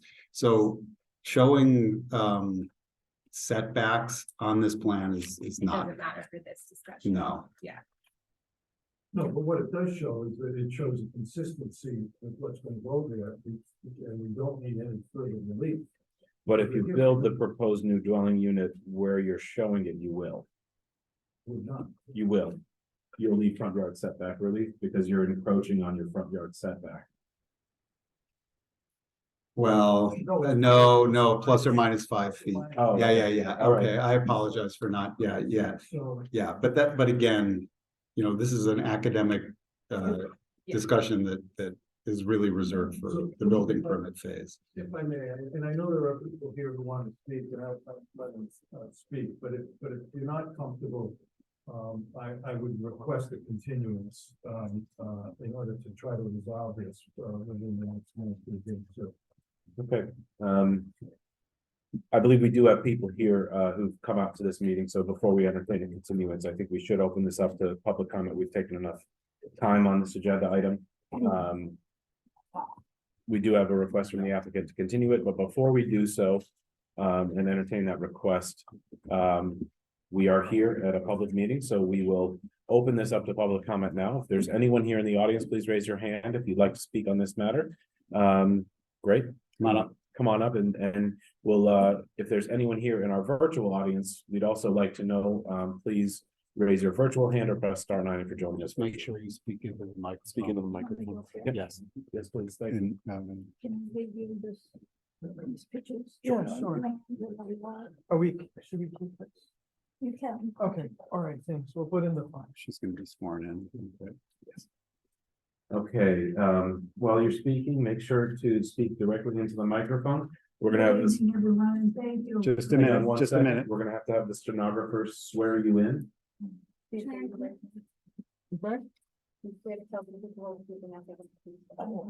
state your name for the record. Yes, I do. And your name, please. My name is Diana Ritchie Hawkins, Spell your last name. ARCAND. And I just wanted to say, I know they said one person opposed. There was actually 3 of us that opposed. I'm not the only person. It affects me the most because my land is directly below where this development is proposed to go. What is your address, ma'am? 81 and 83 Pemberton Street. Thank you. You can see it, I provided pictures of the wall. We're not opposed to things improving in the neighborhood, not at all, not for Mr. Kelly's request. I understand, we all understand that. But there are some unanswered questions, like there is access to this property from Pomona Avenue and from the dead end of Amity Street. We only see it as the dead end of Amity Street, is that correct? You can just state all of your questions at once and then we'll Okay. try to answer them after. No problem. So my issue is that wall that you see in those pictures that separates the land is very old. I've been a lifelong resident of that property. My grandfather purchased the property during the Depression. And the way they're proposing the structure, and I'm not a professional builder by any means, is 6 feet away from the wall to start it. What happens if there's damage to the wall when they start to work on the land, the foundation? Who's responsible for all that? And the drainage from that, storm drains, where does that come in? Also, that dead end of Amity Street is a very narrow street. We've had problems when, snow plowing, fire and rescue. It's really only an opening for one passageway. 2 cars can if someone pushes over to the other side. That I see as the only entrance and exit to that land. I don't see it going through to Pomona Avenue because Mr. Kelly and his neighbor right across from him share the driveway from Pomona Avenue. So that's a concern, the damages, the drainage, the increased traffic, what happens? What's going to happen? Okay, thank you very much. Is there anything else or is that? That's it. Okay, thank you very much. Is there anyone else in the audience who wishes to speak on this agenda item? And is there anyone in our virtual audience? Okay, seeing none, we will close the public comment portion of this agenda item. You're free to sit back down. Thank you. I think we should hear the staff report. I think yeah, we have a continuance requested, but we're this far into the item. I believe Attorney Garrett, he heard those 2 questions. The 2 main takeaways that I heard were, yeah, where is the street access and the storm water? We can address those at a later date, but just if we are going to move this forward to another date, that's something we could come back with.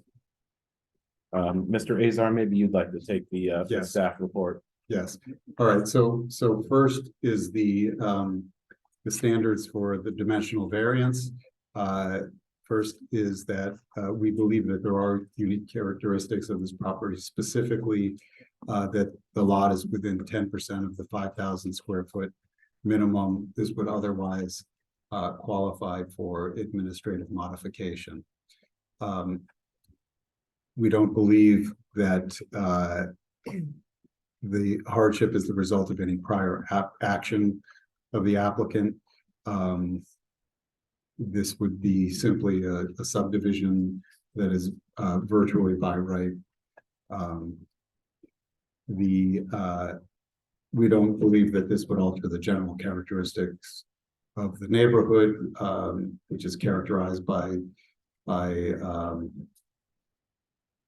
properties on lots that are considerably smaller than this. We think it's the least relief necessary, and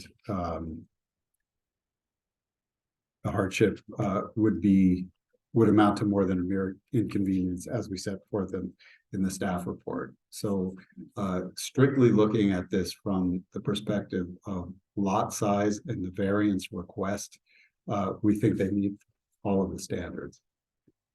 So with respect to the standards for the minor subdivision, this is consistent with the comprehensive plan. This is an area designated for low density residential development, lot sizes of 3,200 to 5,000 square feet. This fits within that. This would conform to the ordinance, subject to the zoning relief, and of course the issue about the significant tree. We don't think there would be any significant negative environmental impacts. I would add the tree consideration to that item as well. And then with respect to buildable lot, we've spoken to the standards for removal of a significant tree and the fact that the forester has denied the removal of this. There would be adequate street access. Amity Street does continue on, and it does actually serve other lots further down the street, despite the fact that it is a dead end. There's perfectly adequate street access. If there is a house built on this, the impact on traffic would be absolutely negligible. With respect to the comments about stone wall, the survey shows that it looks to me as if the stone wall is entirely on the applicant's property. It's within the lot line. So, you know, they should preserve it if it acts as a retaining wall and it's holding back land that's owned by the neighbor. I would expect that they would absolutely have to maintain that so that the lot doesn't fall into the subject lot. But that would certainly be a consideration. On that point, what is what are their rights? Geez, I mean, I think The neighbors or The the, neighbors. I think it would be a private right of action, wouldn't it?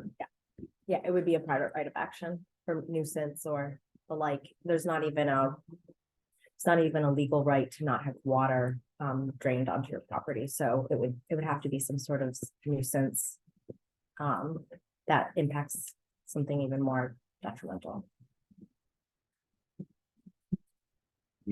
not within our envelope.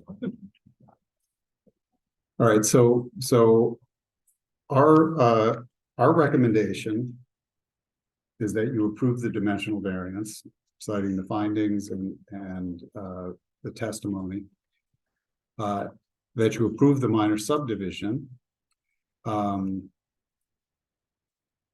With the very important condition that the applicant shall secure either city forester approval or some sort of other decision that would allow for the removal of the significant tree.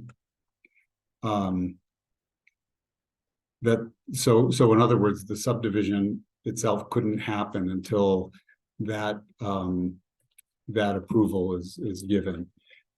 What I would be afraid of, I would be concerned if you approve the subdivision without that condition, because then Mr. Garrahy could argue that the sheer location of that tree in the middle of this lot would prevent the lot from being developed. That could be grounds for a use variance or an argument that the city is taking value out of the property. So I think the issue of the significant tree has to be resolved. It has to be resolved before the subdivision is approved. Can I just make a third suggestion that we're able to go forward with the tree in place? Of course. Yes, that would be we could add that to number one, or that the applicant finds an alternative to in order to maintain the tree. Now that would probably entail further zoning relief. It's not foregone conclusion that that's the case, but I'd be comfortable with that as a condition. However, that said, I wouldn't want them to locate a building in such a way that it dooms the tree. I mean, you could theoretically put a foundation right up against the roots of this, but you're gonna up against the trunk, but you're gonna destroy half of the root system and you'll kill the tree. I mean, that root system, that canopy coverage is pretty large, and you expect the root system covers that, same area on the ground. Honestly, I think I'd be reluctant to add that to condition number one, because that implies this is going to be a totally new application. They would absolutely need front yard setback at a minimum. So I'm going to strike that language. My recommendation is that condition number one is the applicant shall secure city forester approval or another decision of the city that would allow for removal of the significant tree. Condition number 2, the validity of the preliminary plan should be extended for 1 year in response to a written request submitted by the applicant. Because the statutory timeframe of 90 days is too short to fulfill the conditions of approval. And number 3, final plan approval should be delegated to DPD staff. Yeah, if I just could add, when we talk about our city approval, I mean, for common jurisdiction, will approve it. I would like to add that. I'm comfortable with adding that. Well, sorry, A court of competent jurisdiction. for competent jurisdiction, the city of Providence indicated, or other city authority approved it, or court of competent jurisdiction. Or you could just say, or other decision. Or other decision. Yeah, other official decision.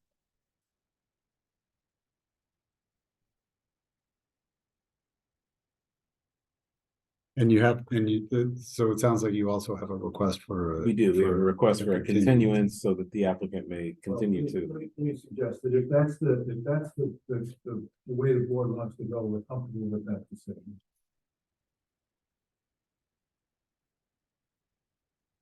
I'd like them to keep looking at this and come back with a clearer picture of what's going to happen to that tree. The tree ordinance is in effect for a reason. It is the burden of the applicant to have this. They have the letter from the forester denying the removal of the tree.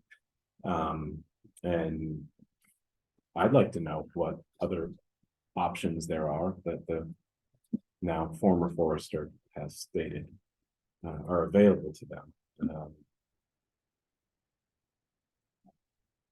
We don't ruin a time clock. The applicant has requested the continuance. I'll be honest with you, I'm comfortable with the condition, but if the rest of the commission wants to do the continuance, I would support that on the condition. I don't think we need to do a full on like hearing again with the planning expert. Like, can we use the record from today? And then if they come back, the only issue they're coming back is to, obviously, if for some reason the decision or something changes the plan, we can do a full on hearing, but when they come back and the only issue be the tree, I feel like want to be respectful of everybody's time here. I don't want to come back and do a whole new hearing on the same thing we've already heard today, unless something has changed.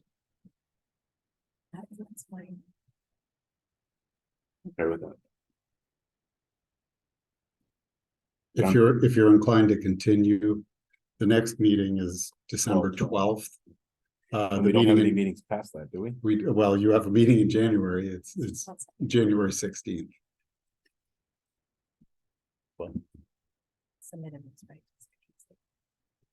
No, it's not official. We haven't voted on that. So can We we? don't have the calendar. We don't have the calendar approved yet. Well, I think if you simply, I mean, if the 16th, that's the 3rd Tuesday of January, that's your customary meeting date. We could continue it to You that could date. continue it to that date, absolutely. That's what I was wondering. How long do you think you need, Attorney Gary? You need 1 month or 2? I think we need 1 month. Okay. And if we don't, and we're gonna know something rather quickly, or we're not. Right. One of them. So I guess we could continue it to 12/12/2023. At the applicant's request. Yeah, that's agreeable, it's reasonable. Someone could say so. So the public hearing, just to be clear, will the public hearing remain open or will it be limited? I think, well,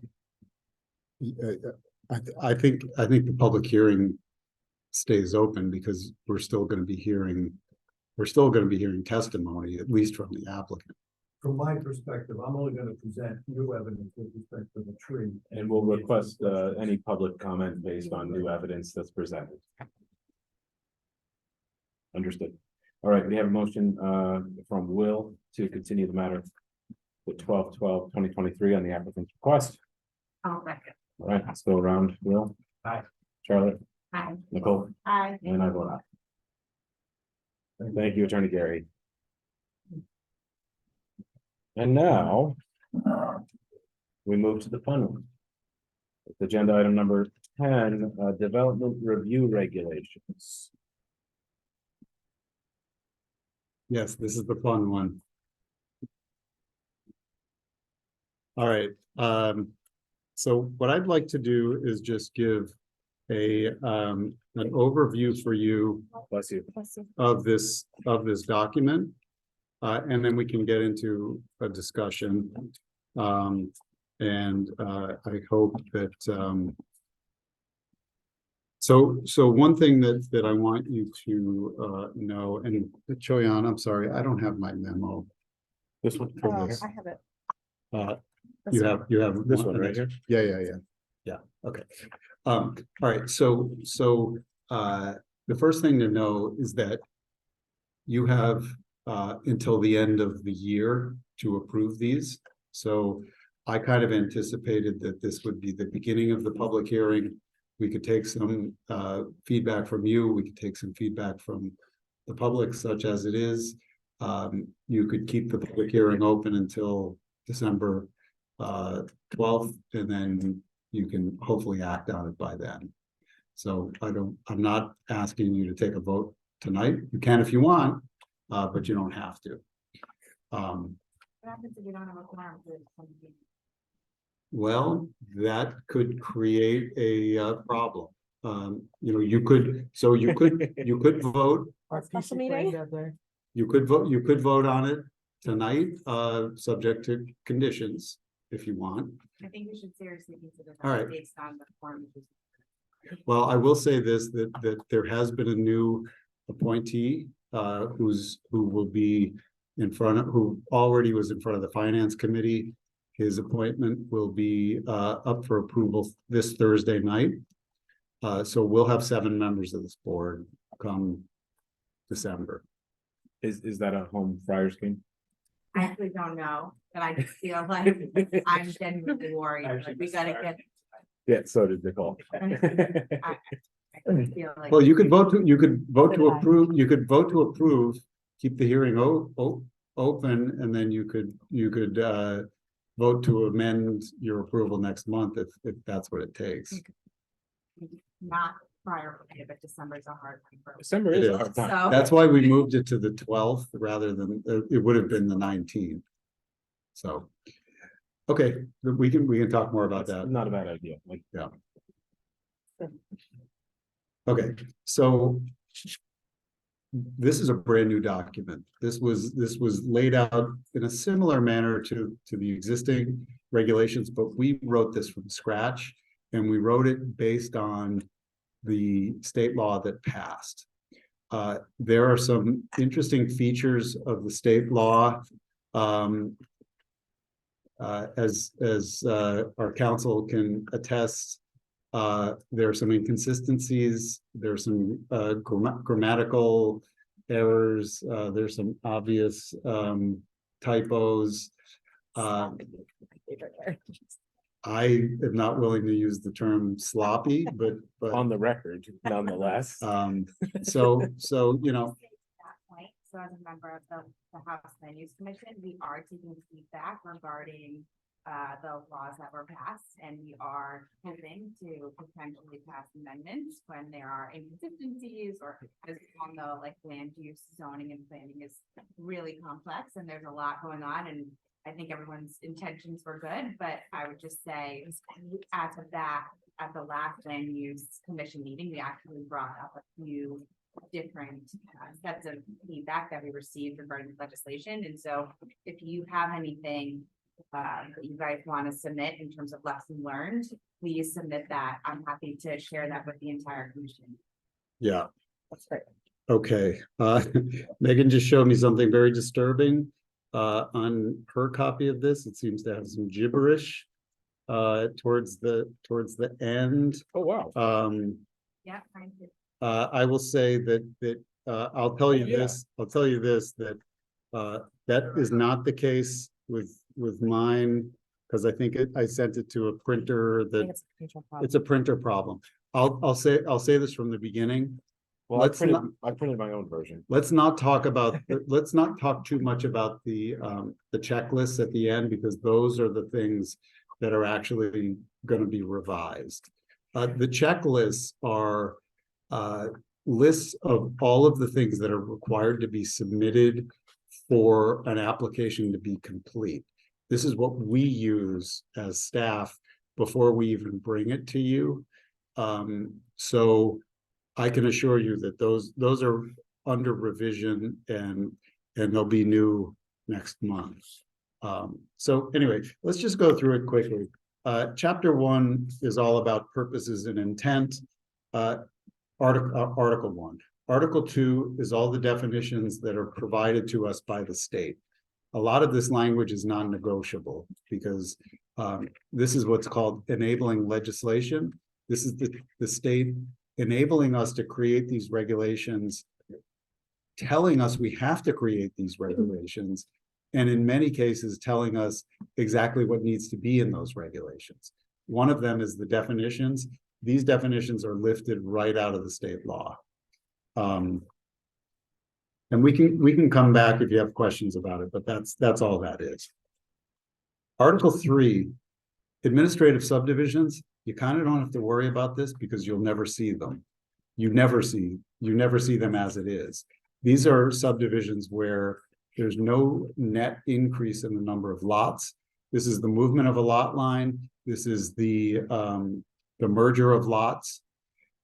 Check that. You might see them if someone requires zoning relief, but I can't even recall. No, you won't, because UDR doesn't apply to administrative subdivision. So Article 3, you can almost disregard. It's only one page long. Okay, Article 4. This is where we start to get into more of the important parts. This describes the process as the state describes it for reviewing and approving minor subdivisions and minor land development projects.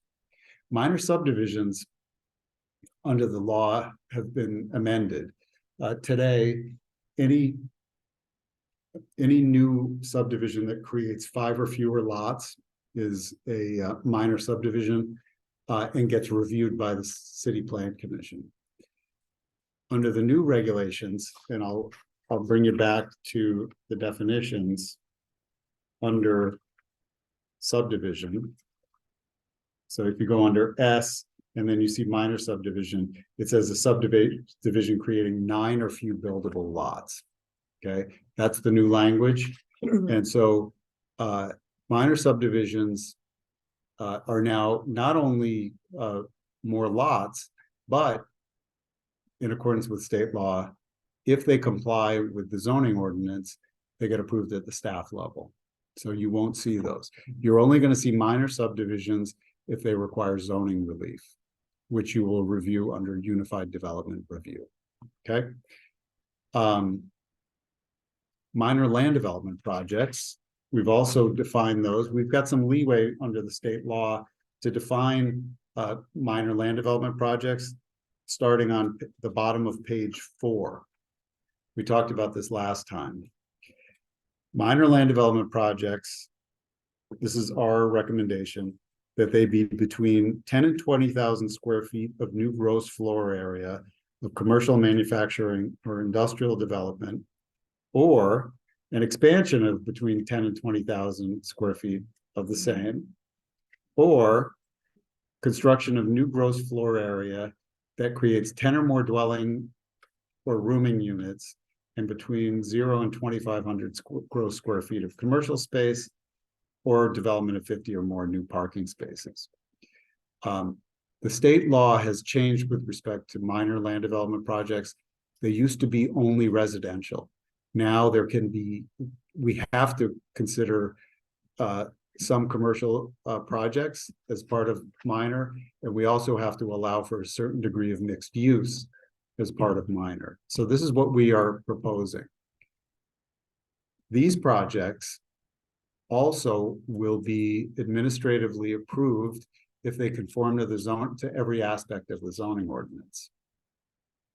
If they need zoning relief, Or if they're requesting dimensional adjustments, such as additional height, they'll come to you. Okay? And then major land development projects, we'll get to that in a minute, those always will come to you. So that's Article 4 in a nutshell. Okay, this sets forth all the timeframes within which we have to certify things and you have to act. So all of that is embodied in this. Minor subdivisions and land development projects still contain the 2 stages, preliminary and final. Preliminary, if it comes to you, gets heard by you, and the decision. Final gets delegated to staff. Major subdivisions have 3 stages: master plan, preliminary plan, final plan, same as today. Major land development projects are pretty much the same. Okay, but we've shifted those thresholds a little bit for what qualifies. Major land development projects will truly be larger projects, larger than they are today. All right, so that's Article 5.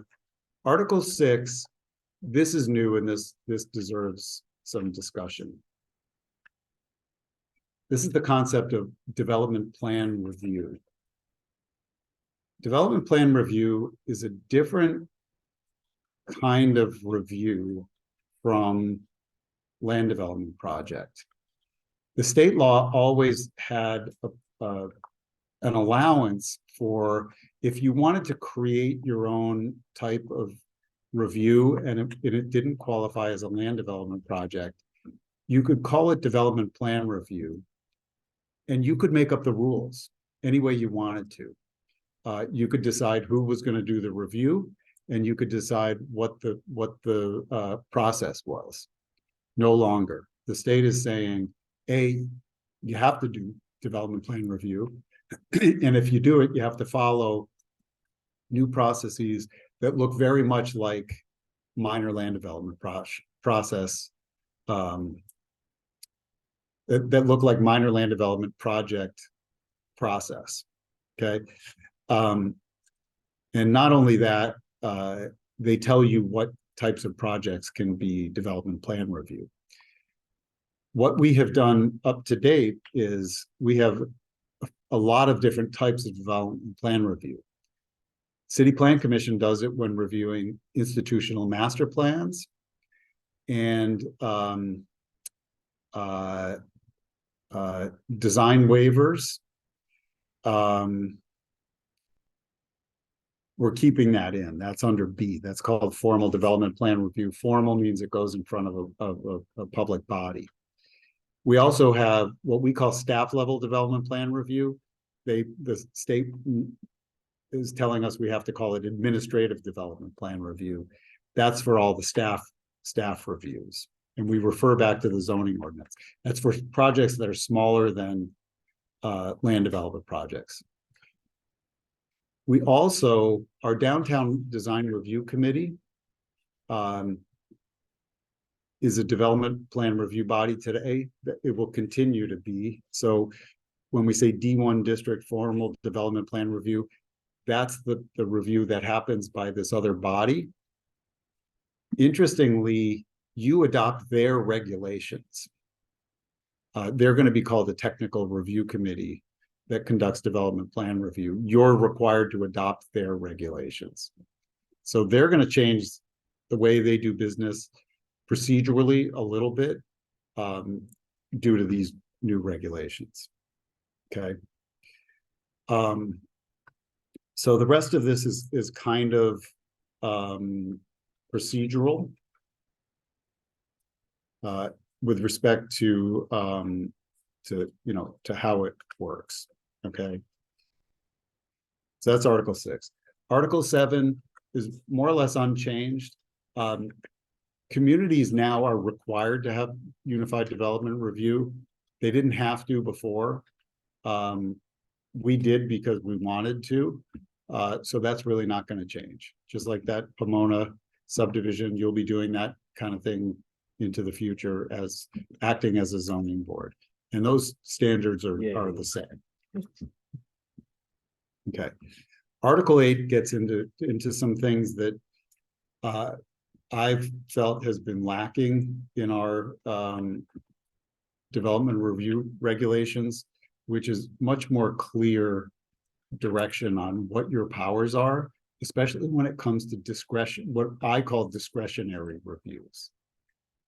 For projects that are by right, my preference is you don't need to see them. You're still going to see some larger ones, but in general, we have some pretty good staff in the planning department and the zoning department. We can determine if something complies. We already make that determination before we bring a project to you. We want the projects that come to you to be ones where you need to make some discretionary decisions. Zoning under Unified Development Review is one of those, but also these height adjustments, and in some cases waivers, where they come to you, you have discretion. So we make that clear. We also make it clear that in exercising that discretion, you can require more information be provided by the applicant. You can require impact statements, and you can also require mitigation of negative impacts. This is all consistent with the purposes as laid out in the state law of doing this kind of review. So we're taking full advantage of it. And it's arguably been the way we've been acting without the express authority. It's sort of been ambiguous. No, I don't want to say on the Not record that you express. didn't have the express authority. You It always hasn't had been- it. It hasn't been codified. It hasn't been in explicit this in these document. regulations. Yes, So will that because we believe we had the authority to do so, but now it states we do, which is important. Will this create certainty for applicants so they have a more clear understanding of what we are going to require and need? Yes, and it will require, and it will create, it will create more predictability. Certainly in our pre-application discussions with the applicants. What it doesn't do, it doesn't take the step that I think we may want to take in the future when it comes to zoning. It doesn't, so to your question, it actually provides findings that you have to make when you allow for dimensional adjustments and waivers. You didn't have those before. You're going to have those now. So that's important. What it doesn't do is say under what conditions you are amenable to granting 1 story, 2 stories. That's in the zoning ordinance. I think that's ripe for amendment, probably in the wake of the comprehensive plan redo. So for example, if you think, and the council thinks that we should only be allowing extra height in consideration of affordable housing, and that they don't care anymore about structured parking or ground floor retail or anything like that, that's a change. I think that's something that's ripe for a discussion. We try not to wrap that into this because that would be a substantive change that wasn't required by the state. And I was trying not to go there, trying not to sort of muddy the issue in front of the council. My talking point needed to be, we're doing this because we have to do it.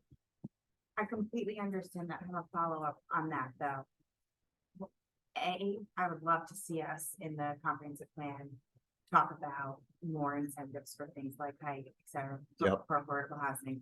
But 2, so if, let's say, one of these standards isn't met, but they are doing mixed, like a typical, you get an extra story if you have mixed commercial use on the bottom. Yeah. Let's say this isn't met, but they are coming into us with mixed use commercial on the bottom. What trumps? No, so that still exists in zoning, and they're still eligible to ask for that. just like, with the Waterman Street or the Wickenden Street, they're still gonna be eligible due to mixed use. But you're gonna, when we get to Article 10, there are findings that you need to make. So if you look at, we can go ahead, page 32, required findings. You'll see there now, we have all the required findings for land development project. Those are the ones that have existed in the law that you follow consistently. But now we've added in here findings for dimensional adjustments for land development projects. There's 3 findings there. So every time now you approve a height adjustment, you're going to have to make positive findings of these 3. First of all, they're eligible for it. 2, that it's within the allowable adjustments listed in the ordinance. And 3, this is important, the extent of the dimensional adjustment is reasonably related to the condition that makes the project eligible. So they're eligible to ask if they provide structured parking. But if they provide 1 structured parking space and they want 2 extra stories of height, I would argue that that's not a reasonable relation. You're not giving enough to get what you're asking for. That makes sense. Okay. And that you haven't had that ability to explicit ability to say, there's some proportionality between what you're asking for versus what you're providing. Okay, it looks like the required findings are just for the dimensional adjustments, but when something's called a design waiver. Design waivers are in E on page 33. Okay. Design waivers, little enforcement. Literal enforcement of the provisions for which a waiver is sought is impracticable. The design or development condition resulting from the waiver has no significant adverse impact on the surrounding natural environment, built environment, or pedestrian and traffic circulation, and that it's in the best interest of good planning, urban design, and so forth. Okay, so you've got some good language there, I think. And by the way, that language has always existed for downtown when they do waivers, and that will continue to apply to the Downtown Design Review Committee. Does that make sense? Mm-hmm. All right, so if we go back to Article 8, I want to draw your attention to 803. So in addition to, so actually 802, you have the authority to require impact statements to the natural environment, the built environment, traffic. So like what happened with Waterman Street, there was an impact statement related to the built environment, related to whether that was a historic building, for example. You can ask for a traffic study. You can ask for impact statements related to the natural environment as well, related to significant trees and things of that nature. Is this something? I'm just trying to think of. I think it's fair to everyone if there's predictability. Yes. When it comes to our rules, when it comes to zoning, when it comes to planning. And I could see this being something where we don't ask for a traffic study in the pre-app. And then comes to a hearing, people are saying X, Y, and Z, and then it ends up delaying development because we go back and say, okay, now we actually need a traffic study. And that might be the right thing at certain moments. I'm not saying it's not, but I wonder if as a staff, when you're meeting with folks from pre-app, like we can create some consistency to when we're gonna ask for these assessments so that it is not something that ends up delaying and costing development to be more difficult in progress. Well, don't we always request it at the master plan phase for major land development projects to be prepared and submit at the preliminary plan phase? That's correct. That's what we have So when you to do that, so I take your point. It's a fine line. I want this commission not to have to be forced into doing something. I want you to have authority I want you to have, you know, the necessary leverage to make sure that projects are compliant with zoning, with the comprehensive plan, and with all other policies of the city.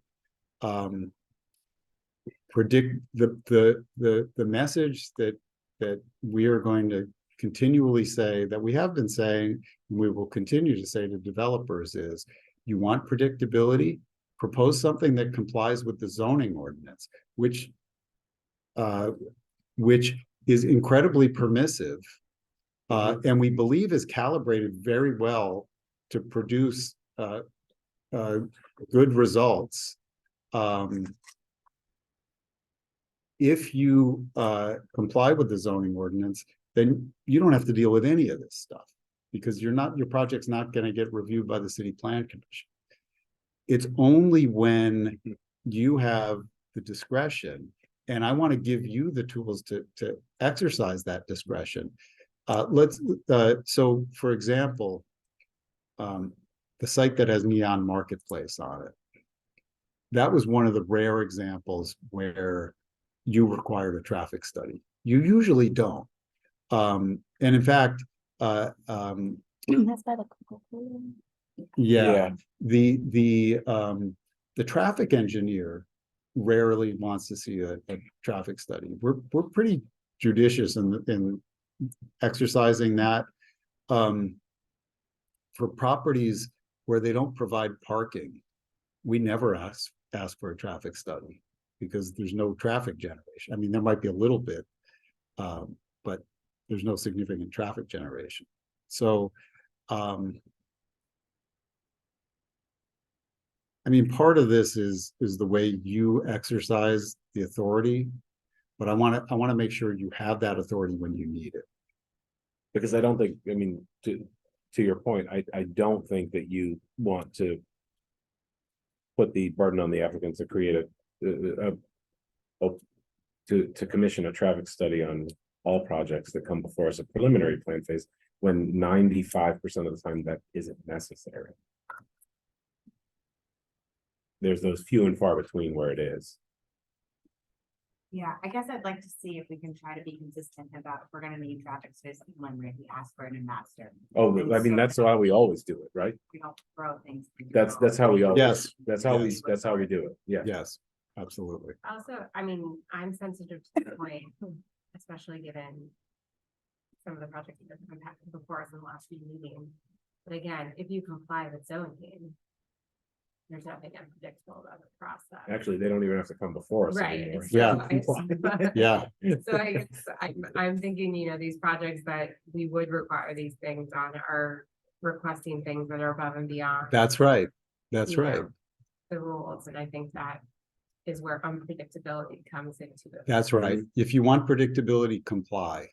This process by its nature has a certain degree of unpredictability to it, because, you know, you're subject to appeal and you know, so forth.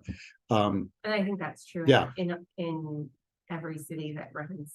Every plan. I think you guys are probably the most predictable planning board in the state of Rhode Island. And I'd like to. I would keep agree this with that. way. Yeah. You know, we're the capital city, and there's a lot of lots that are not easy to stay in zoning, and Yeah. we're trying to build housing, and so there are a lot of applications that are gonna come before us. And so I hear what Yeah. y'all are saying, but there is a role, like, to try to make sure if we're doing what we can to make responsible development, not a 2-year process. And I feel like we do a great job, and I want to keep us doing a great Yes. job. And so that's why I'm Yeah, raising these questions. and so these powers that are written into this chapter are no different. I didn't pull these out of thin air. I pulled them out of the standard practice of this board. You've exercised all of these powers at different times. 803 mitigation of negative impacts. I think this is really important. I believe it has been your standard practice, if someone wants additional height on a building, the design should be, you should have more purview over the design of that building. And you've exercised that. And I think, and that's right in here, you know, we talk about impacts to the natural environment, you could ask for more landscaping, more buffering, preservation of tree canopy, impacts to the built environment, you know, building design, preservation of certain features on a site. I added in number 3, which is something you required with that building on Waterman Street, that there, you know, some kind of documentation of the building that's coming down. You've done that exactly twice in my time with the city. Was the other one the Rhode Island Hospital? Yeah, it was the Rhode Island Hospital. I remember that. Yeah. Okay, so that's that. Design waivers, we talked about this last time. If a project is reviewed at the staff level, I put out there last time that maybe through what's called administrative, either you know, minor land development project or administrative development plan review, there are some design waivers that we felt should be allowed, that staff should be allowed to grant some of those. But the ground floor uses, for example, should always be something that comes in front of the city plan commission. So we created this bifurcation between major waivers and minor waivers. So just wanted to make that clear. Like you have the authority to grant the waivers, you have the authority to grant development incentives as you've had all along. So that's Article 8 in a nutshell.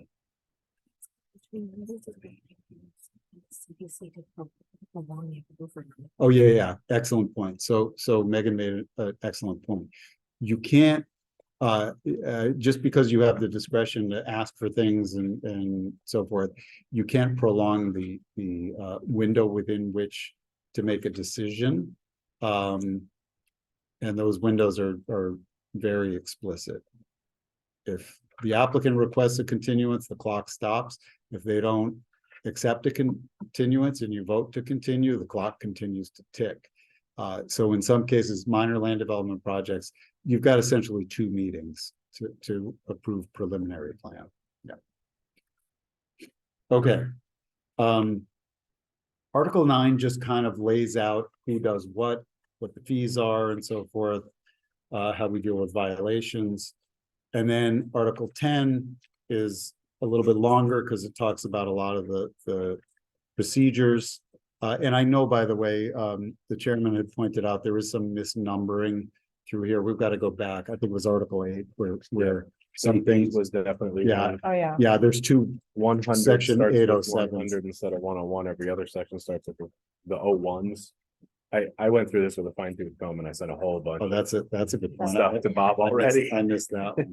I read it front to back at least twice. Yeah, that's amazing. So anyway, we'll go through this for those kind of typos. So Article 10 talks about pre-application, certification, votes. Importantly, no longer are 4 votes required for a land development project. Actually, that's already changed. Just a majority. Yeah, majority of members. Talks about public hearing. Okay, public hearing. Let's talk about this. Unified Development Review requires a public hearing. Major land development project master plan requires a public hearing. That's it for public hearings. Notice is sent out when there's a public hearing.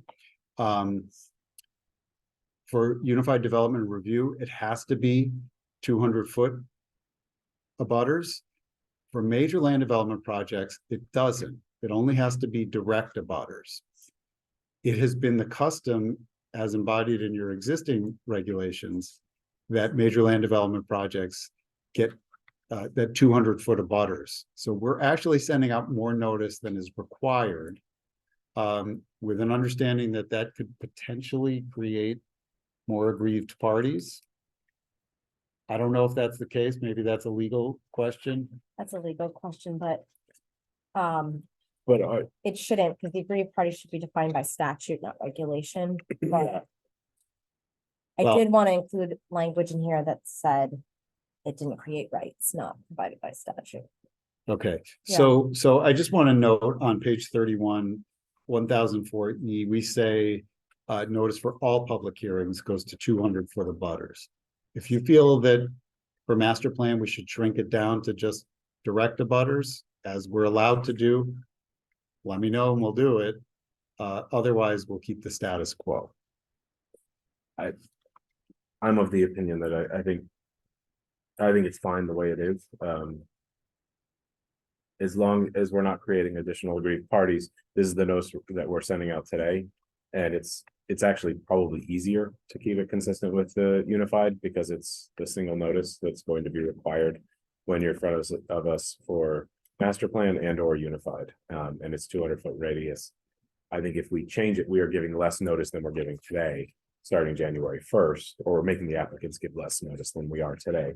And given that we're going to be seeing fewer applications in theory, I think the ones that come before us should be notified as such. And simplicity is good. 200, Yeah. same. Yeah. Yeah, that's kind of how we feel about it. Okay, I want to draw your attention to section 1006, which is on page 34. Unfortunately, the state laws use the terms waiver and modification in a couple of different ways. There's modification that we talked about today, where the zoning official can grant like a tiny variance. And there's waiver, like we just talked about, when it comes to design waivers. 1006 is different. It's waiver or modification of submission requirements. That's where you don't submit everything that's in the checklist. And like, for example, you're supposed to submit a stormwater report and you haven't, or an approval by a state agency, and you haven't gotten that yet. You ask the city plan commission to grant a waiver at this stage of review for that item. So just so there's no confusion, at least at this table, even though there is out in the world, we're talking about waiver of submission requirements as opposed to other things. So there's the process that hasn't changed. This is going to be a couple more minutes. Can we take a 2-minute break? Sure, if you want. Yeah, Just another quick. I've been drinking too much water today. I can finish my comments in probably 5 minutes. We might want to deliberate them as well. Yeah. Just a quick, we'll take another 3-minute break. Sure. It's 7:40, 7:43. We'll come back. Right. We lost, I already lost. I know, it's over. We're like an hour. Yeah, we're an hour over. It's $1 million, wasn't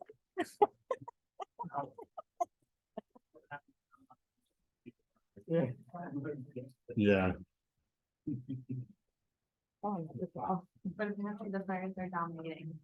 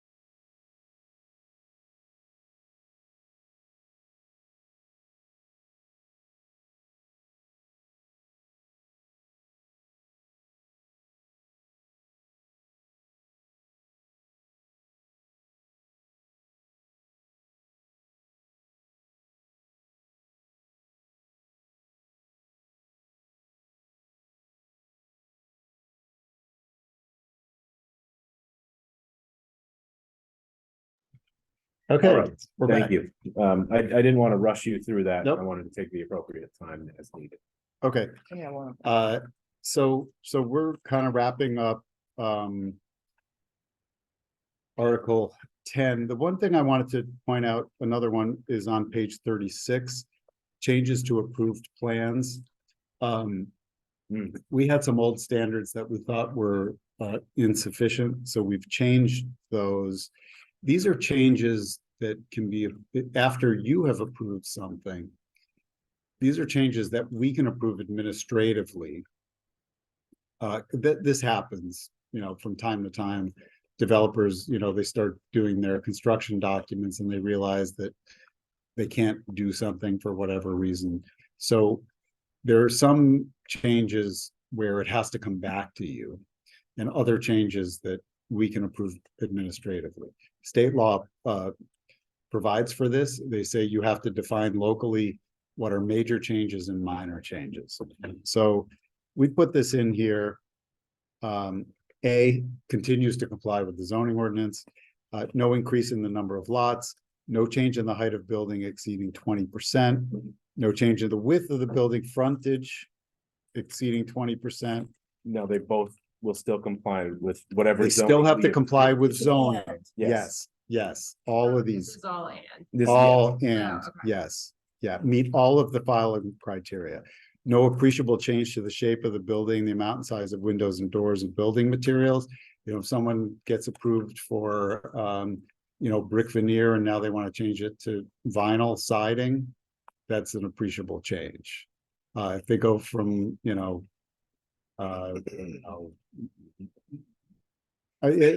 don't know about this amount of windows and doors.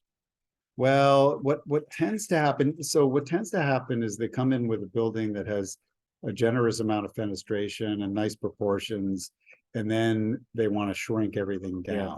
They might still comply, but it really changes the look of the building. You guys will, after the fact, look at it and say, wait a minute, did we really approve that? Yeah, That that's not thing the is, building. that's a different building. Okay, I'm leaning to Nicole's comment. I want to make it less burdensome, but I also want to make sure that the right applications come back in front of us. Yeah, we don't want to create loopholes. Right. yeah. Because someone will exploit them. Oh, yes, I know. Right. I like that there's no significant change to traffic circulation for the project, because that's. Yes. Now, number 8, any change that reduces the building gross floor area. Oh, yeah, the number of dwelling units or parking spaces. So, geez, I'm a little concerned about that one. I Me think too. that shouldn't, that's not an and.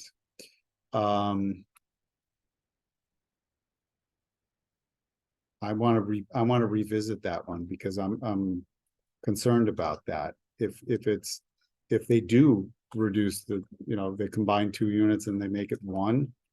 That's kind of okay, usually. Yeah, I would have thought it'd been above, not below. Yeah, but I would also argue that we should allow for the number of dwelling units to increase by a certain degree. Yeah, and the floor space, assuming it doesn't change a lot of. the other Yeah. things. I agree with that too. You wanna make that like Previously, a it was 20% one- thing, or Yeah. Previously, it was 1%? 1 dwelling unit and 1 parking space. Anything above that had to come back. to us. Yeah, which was absurd. Which is ridiculous, yeah. How about we say any change to gross floor area, number of dwelling units or parking spaces below 20%. Below or above, Yeah, but above or below, plus or minus. Well, keep in mind, no change of more than 20. greater. No change of more than 20% in the number of dwelling units, gross floor area, or number of parking spaces. Yes. Yes, Just. that's flip that. perfect. Yep. Yep. Okay. Yep. Okay, perfect. And again, to speak about predictability, you don't want to have to come before us for a change. Just follow this. This gives you a lot more leeway than you used to, yeah. Okay, so other than that, just so you know, under the new law, appeals of administrative decisions still go to the zoning board, but this is new. Appeals of land development projects, and I think development plan review Yes. goes to Superior Court Instead of zoning board now. instead of the zoning board. So there's like an expedited process to get to Superior Court. Skip a step. Yeah, which, Yeah. you know, this is, I think, for developers, that provides like a little bit more certainty in the sense of the amount of time that things can take. Yeah. Article 11 just talks about the adoption process. It's more or less the same. We had to advertise this public hearing 3 times in the newspaper. We'll still have to do that. It'll be a little bit cheaper because we can make it a legal ad instead of a display ad. Other than that, it's pretty much the same. And then it goes on to the. Like I said, the checklists, we've modified all of our checklists. There needs to be some reorganization and a few tweaks to this.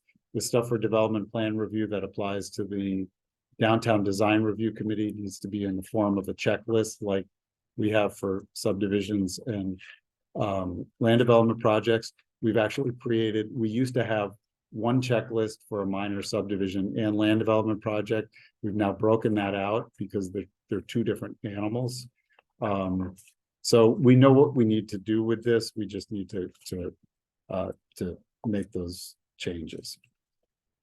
But other than that, I mean, I think this pretty much, this is what I think these regulations should be, and we haven't touched this for some time, not since we incorporated unified development review. So it was really due for an update anyway. You know, I didn't love going through this process, but I'm glad we did it. And I think that dovetailing with all the zoning changes that are moving through is going to really create a very new development, a new environment for development. Things that haven't been allowed are going to be allowed. Processes will be streamlined. It does very much implement the intent of the legislation. I want to give Megan especially a lot of credit for helping me with sort of organization, making sure that this fits within the law, suggesting language changes that make the language less stilted and more clearer from the state law. A lot of good editing, and also the rest of the planning staff, and also the zoning official. They really put a lot of work into this. Yeah, I think having read through this document a few times already, and obviously that transcribed some of my edits. Mostly they were typographical, like completely. I think this was a huge undertaking, and I think you guys did a great job with this first draft of it. It's you took into what we had discussed in our last meeting or two about what we thought as far as administrative modifications to approved plans and things like that, and it's all here, and I think it's great. Well, thank you. All right, so we noticed this. Just want to make sure we noticed this for discussion and vote. As we said earlier, if you want to vote to approve, subject to us bringing back to you the completed checklists and making the edits that we brought up today, and any other sort of formatting edits that need to be made, you can do that. You can keep the public hearing open, continue it for further discussion and vote. It's sort of in your hands at this point. We could approve this. Keep it open and revisit next month if You there are could. substantial You changes. could, yep. Yeah, that would be a good direction to go. I'm okay with that. I think that the work that's already been put in, leads us in the direction where we want to be. And, I'm excited for this to take hold. So maybe a motion would be to approve the document, subject to the staff making the formatting and other editorial corrections, but not changing any substance of this document, and presenting that to you at the December meeting. Other than what we've already discussed as changes today. That's Because we right. made some substantive changes already. Yes, of course. Right, right. So moved. All right, we have a motion. Do we have a second? Second. And we're keeping the meeting open until next month? Yes, so don't close the public hearing on this. Yeah. Continue the public hearing. Maybe that can be maybe take a vote here and then continue the public hearing To a date certain. to December 12th. All right, so we have a motion. Do we have a second? All right, we did have a second. We have a fully formed motion. I lost there. Thank you, Joanne. Just checking to see if you were still paying attention. No. All right, we'll go around with a voice vote. Will? Aye. Charlotte? Aye. Nicole? Aye. And I vote aye. And now we would entertain a motion to continue this matter to the 12/12/2023 meeting. So moved. Second. All right. Voice vote all the way around. Will? Aye. Charlotte? Aye. Nicole? Aye. And I vote aye. Great. Thank you so much. Thank you. Now we'll take the motion to adjourn. So moved. In a second? Second. All right, let's go.